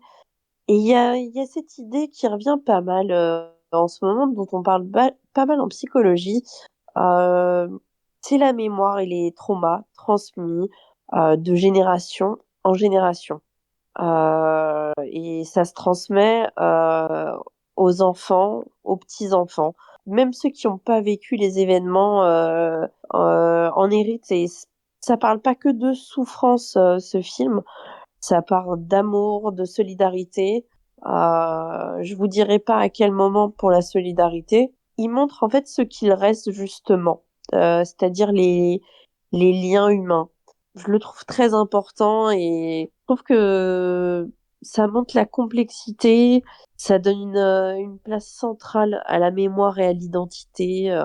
Vraiment, si vous avez un film à voir cette semaine ou la semaine prochaine au cinéma, c'est ce film pour moi. Et c'est Levi qui m'a donné envie d'aller le voir justement, parce que on en entend pas beaucoup parler. C'est triste parce que je l'ai trouvé fabuleux, hein. C'est ça rejoint mes films préférés de 2026, hein. Ok, super, merci beaucoup. C'est vrai que Luby nous en a parlé la semaine dernière dans l'émission. Et c'est vrai que si il passe près de chez moi, je vais sûrement aller le voir aussi. Luby, tu comptes toujours aller le voir, j'imagine? Oui, je vais aller le voir, évidemment. C'est juste que il y a tellement de choses à voir et le cinéma dans lequel je vais d'habitude ne le diffuse pas, donc je suis obligé d'aller à un autre endroit en fait. C'est pour ça que c'est pas encore fait quoi. I'm here to tell you how it started. أنا اللي بعرف أحشائي الركاب من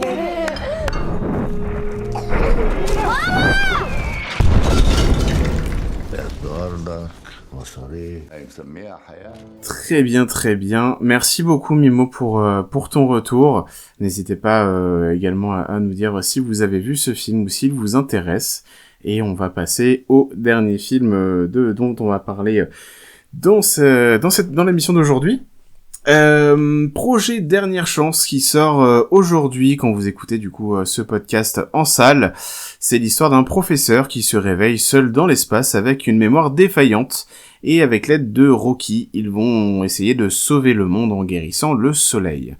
Luvi et moi, on l'a vu en salle et on va vous en parler dès maintenant. Luvi, qu'est-ce que tu as pensé de Projet Dernière Chance ? Si je devais mettre un gros titre au-dessus, je dirais c'est comme Interstellar, mais en mieux. Oh waouh. Non, mais évidemment, je grossis le trait. Le film est drôle, en plus d'être intéressant. Le film est humain, en plus d'être impressionnant. Je veux dire, ça compile quand même pas mal de choses. Ça en fait un très bon film, avec des défauts. Mais en tout cas, j'ai été conquis. Bien, pareil de mon côté, j'ai adoré ce film.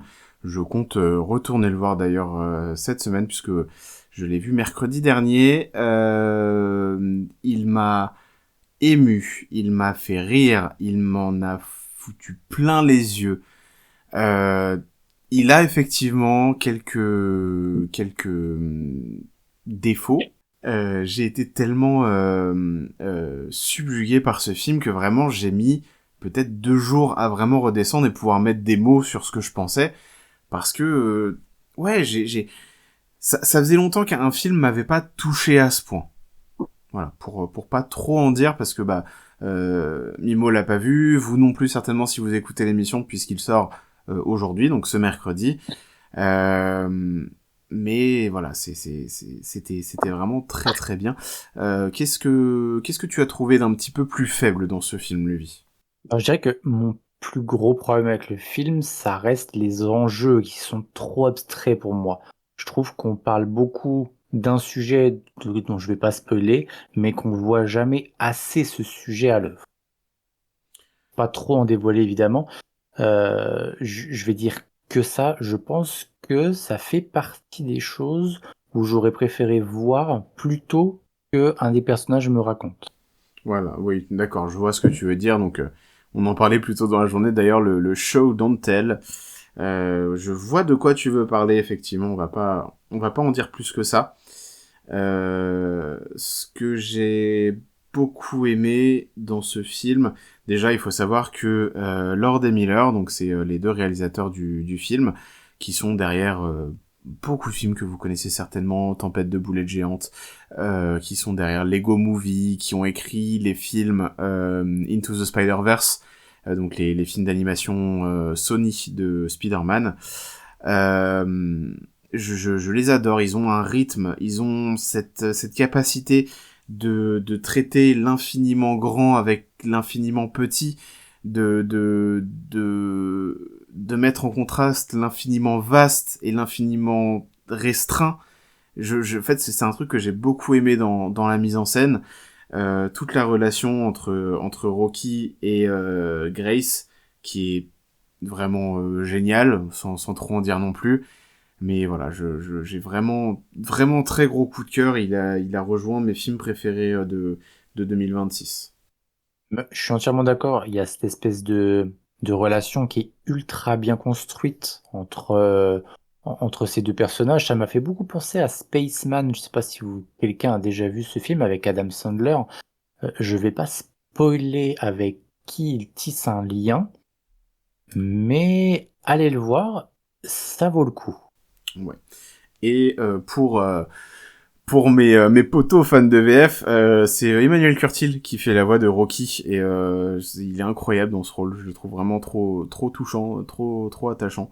Donc Emmanuel Curtil. Et faut pas oublier de dire que c'est aussi une adaptation. Tout à fait. Projet dernier. Absolument. Merci beaucoup de le rappeler, Mimo. Tu vas aller le rattraper du coup cette semaine, toi, j'imagine? J'ai réservé pour samedi. C'est parfait, c'est merveilleux. J'espère vraiment qu'il va te plaire, ce film. Franchement, j'ai pas trop de doutes, mais j'ai tendance à faire plus confiance à Levi là depuis Depuis Anne-Lee, ouais, super. En fait, t'es souvent très exalté par les films, et Levi bah c'est ouais. Oui, et moi je vois ce que tu veux dire. je peux être exaltée aussi, mais je crois que le cinéma te rend très enthousiaste. C'est vrai. Et que ça enlève peut-être une part d'objectivité. Ça dépend. Il y a l'effet cinéma. Oui, et puis ça dépend les thèmes aussi. Tu vois, c'est j'en ai pas, enfin on va pas en parler dans cette émission, mais cette semaine j'ai vu Les Cadors, donc réalisé par Jérémy Ferrari avec Laura Felpin et Éric Judor. J'ai pas boudé le moment, mais c'est pas un film que j'ai trouvé incroyable non plus. Il y a des gros problèmes de mise en scène. Pour moi, il y a pas de fin au film, vraiment. Ils ont oublié d'écrire une fin. Voilà, donc il y a plein de choses qui font que ça va pas. Donc vraiment, ça va dépendre du thème, ça va dépendre de comment c'est mis en scène aussi. Donc ouais, non mais c'est vrai par contre que je suis très enthousiaste sur le cinéma assez globalement. Oui, il y a l'effet waouh de la salle, c'est assez classique, surtout sur des films qui se passent dans l'espace, où il y avait cet effet avec Interstellar aussi, hein, pour en revenir à ça, où vraiment t'as l'impression d'être dans l'espace et forcément du coup ton jugement est un peu altéré. Mais bah tu vois, pour le coup j'ai détesté Interstellar. Détesté? Ah oui, ok. Vraiment, je n'aime pas du tout ce film. Je l'ai regardé 2 fois, dont une fois où j'ai dû le regarder en 3 fois parce que je m'endormais devant. D'accord, ok. Tu l'as jamais vu au cinéma donc? Non.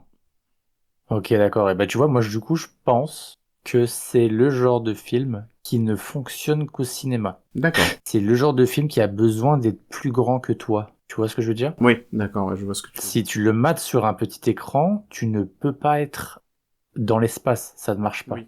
Ça ne fonctionne pas. Dans le cinéma, quand l'écran est à 6 mètres au-dessus de toi et que tu as l'impression d'être sur les planètes, d'être dans le vaisseau et d'être dans l'espace, ça fonctionne déjà un peu plus. Bah écoute, si jamais il repasse sur une rétrospective Nolan ou un truc comme ça, je m'engage à retourner le voir. Please state your name. Ryland Grace. I just woke up from a coma. I'm several light years from my apartment. And I'm not an astronaut. I'm not an astronaut. I'm not an astronaut. If you don't go, you die. With the rest of us. Très bien, bah écoutez, maintenant qu'on a fait le tour des films de la semaine, place à ceux qui vont arriver donc dès aujourd'hui pour squatter nos salles de cinéma, pour notre plus grand plaisir, ou pas. Mais dis donc, on est quand même pas venu pour beurrer des sandwichs.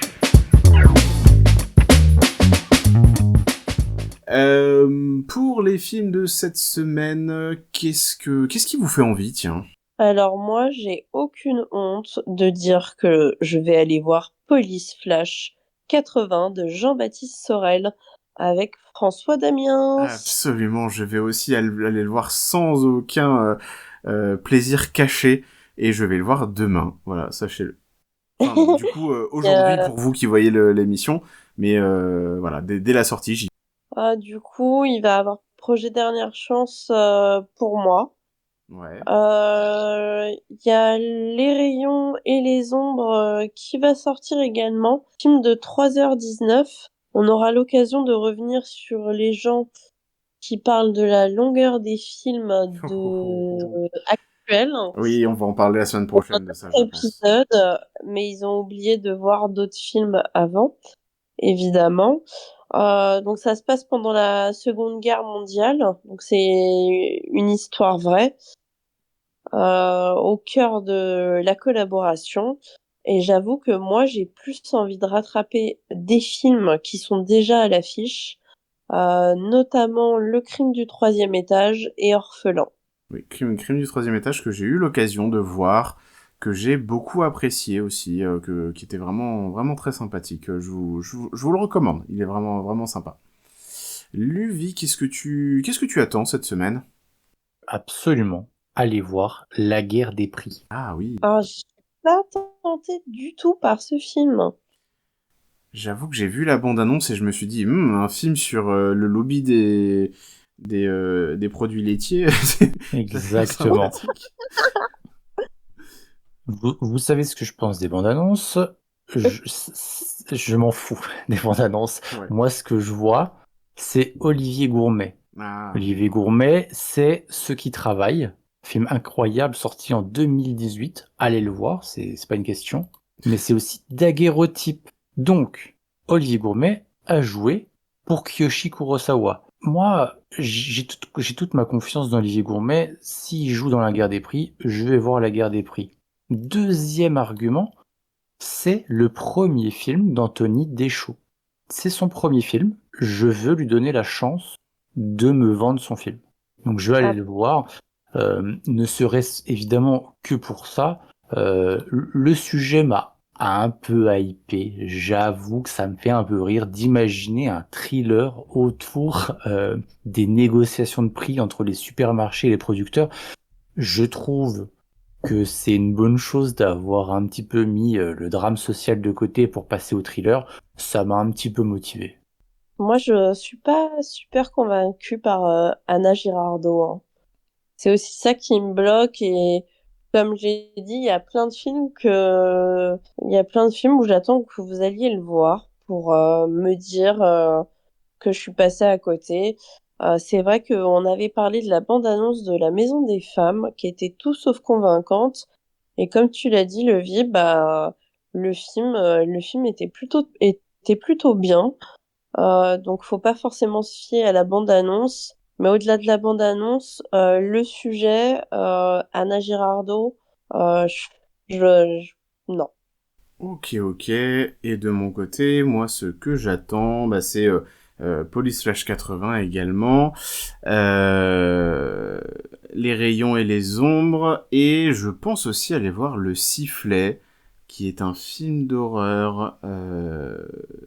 Donc c'est un film réalisé par Corinne Hardy. Tout à fait. Donc interdit aux moins de 12 ans. Donc ça part d'un groupe de lycéens qui tombent sur un artefact oublié. Steak, Voilà. Du coup, je l'ai vu aussi passer, mais j'avoue que j'attendrai que tu te sacrifies pour aller le voir, parce que les retours, ils sont vraiment pas très bons. Ouais, en fait, vu qu'il y a pas grand-chose cette semaine qui me donne envie, c'est pour ça que je rattrape les films de la semaine d'avant, moi. Et ça me permet de souffler, parce que je regarde, il n'y a pas que les avis qui me font aller voir un film, hein, je vous rassure, mais ça me permet aussi d'avoir le temps de voir ceux que j'ai vraiment envie de voir. Et pareil, j'avais envie de me faire alter ego. Je pense qu'il va rester comme Jumpers. N'oubliez pas d'aller voir Jumpers. Absolument. Je pense qu'il va rester quelques temps à l'affiche, donc je me laisse un peu le temps. Contrairement à Orphelin, je pense qu'il va vite disparaître. Donc, je rappelle de Laszlo Nemes, qui a fait Le Fils de Saul aussi, qui était disponible sur Arte il y a quelques temps. Donc, toujours ce thème de la Seconde Guerre mondiale. Celui-là, je pense qu'il va pas rester très longtemps. Voilà. Et également cette semaine, j'ai mardi prochain du coup prévu 2 avant-premières, l'une après l'autre. Je vais voir en avant-première comment s'appelle-t-il, L'Ultime Héritier, donc How to Make a Killing, et They Will Kill You. Oh là là, oui, bah on a tous réservé notre séance pour They Will Kill You. Je vais le voir, mardi 24 aussi. Regardez la bande-annonce, regardez le casting. Si vous êtes amoureux du genre, ça a l'air incroyable. Et pour les fans d'Harry Potter, il y a une petite surprise dedans au casting. Donc voilà, mais ça a l'air fabuleux. Donc allez le voir. Donc oui, les avant-premières, c'est à partir de mardi 24 parce qu'il sort au cinéma le 25. Allez le voir, allez check la bande-annonce, They Will Kill You, donc c'est le titre, hein, il n'y a pas une version française. Moi je trouve qu'il a l'air fabuleux. J'aime beaucoup Zazie Beetz en plus qui joue le premier rôle. J'aime beaucoup, j'ai très hâte de le voir. C'est parfait. Je tenais à préciser ou à rappeler ou à informer que en ce moment, chez MK2, il y a une rétrospective Pedro Almodóvar où ils ressortent absolument tous ses films. Donc, n'hésitez pas, profitez-en pour aller les découvrir, les redécouvrir. Moi, je me suis réservé La Piel qui habito, que j'aime beaucoup. Et il y a Bolbert, Douleur et gloire, Tout sur ma mère, La loi du désir, Julieta et bien d'autres. Très très bien, merci beaucoup pour ça. Luvi, est-ce que tu as également des remarques, des questions, des interrogations ou des insultes? Non. Très bien. À propos d'autres films, je vais voir un autre film jeudi, c'est Le Procès. Voilà. J'y vais aussi. Voilà, de Orson Welles. Exactement, donc de Orson Welles, tiré du roman de Kafka. Je pense qu'on va passer une bonne séance. Il y a de grandes chances. Très très bien. Donc, merci. Le Procès réservable dans les UGC, donc pas que de Paris. Donc regardez sur le site UGC. À Paris, jeudi, il passe au UGC Lyon-Bastille. Ok, super. Bah, merci beaucoup pour toutes ces informations. Bah écoutez, merci beaucoup à tous d'avoir suivi cette émission. C'était Critique sans permis. Merci beaucoup Luvi, merci beaucoup Mimo. Merci. Et encore une fois, on n'a pas besoin de permis pour avoir un avis. Merci à tous et à la prochaine.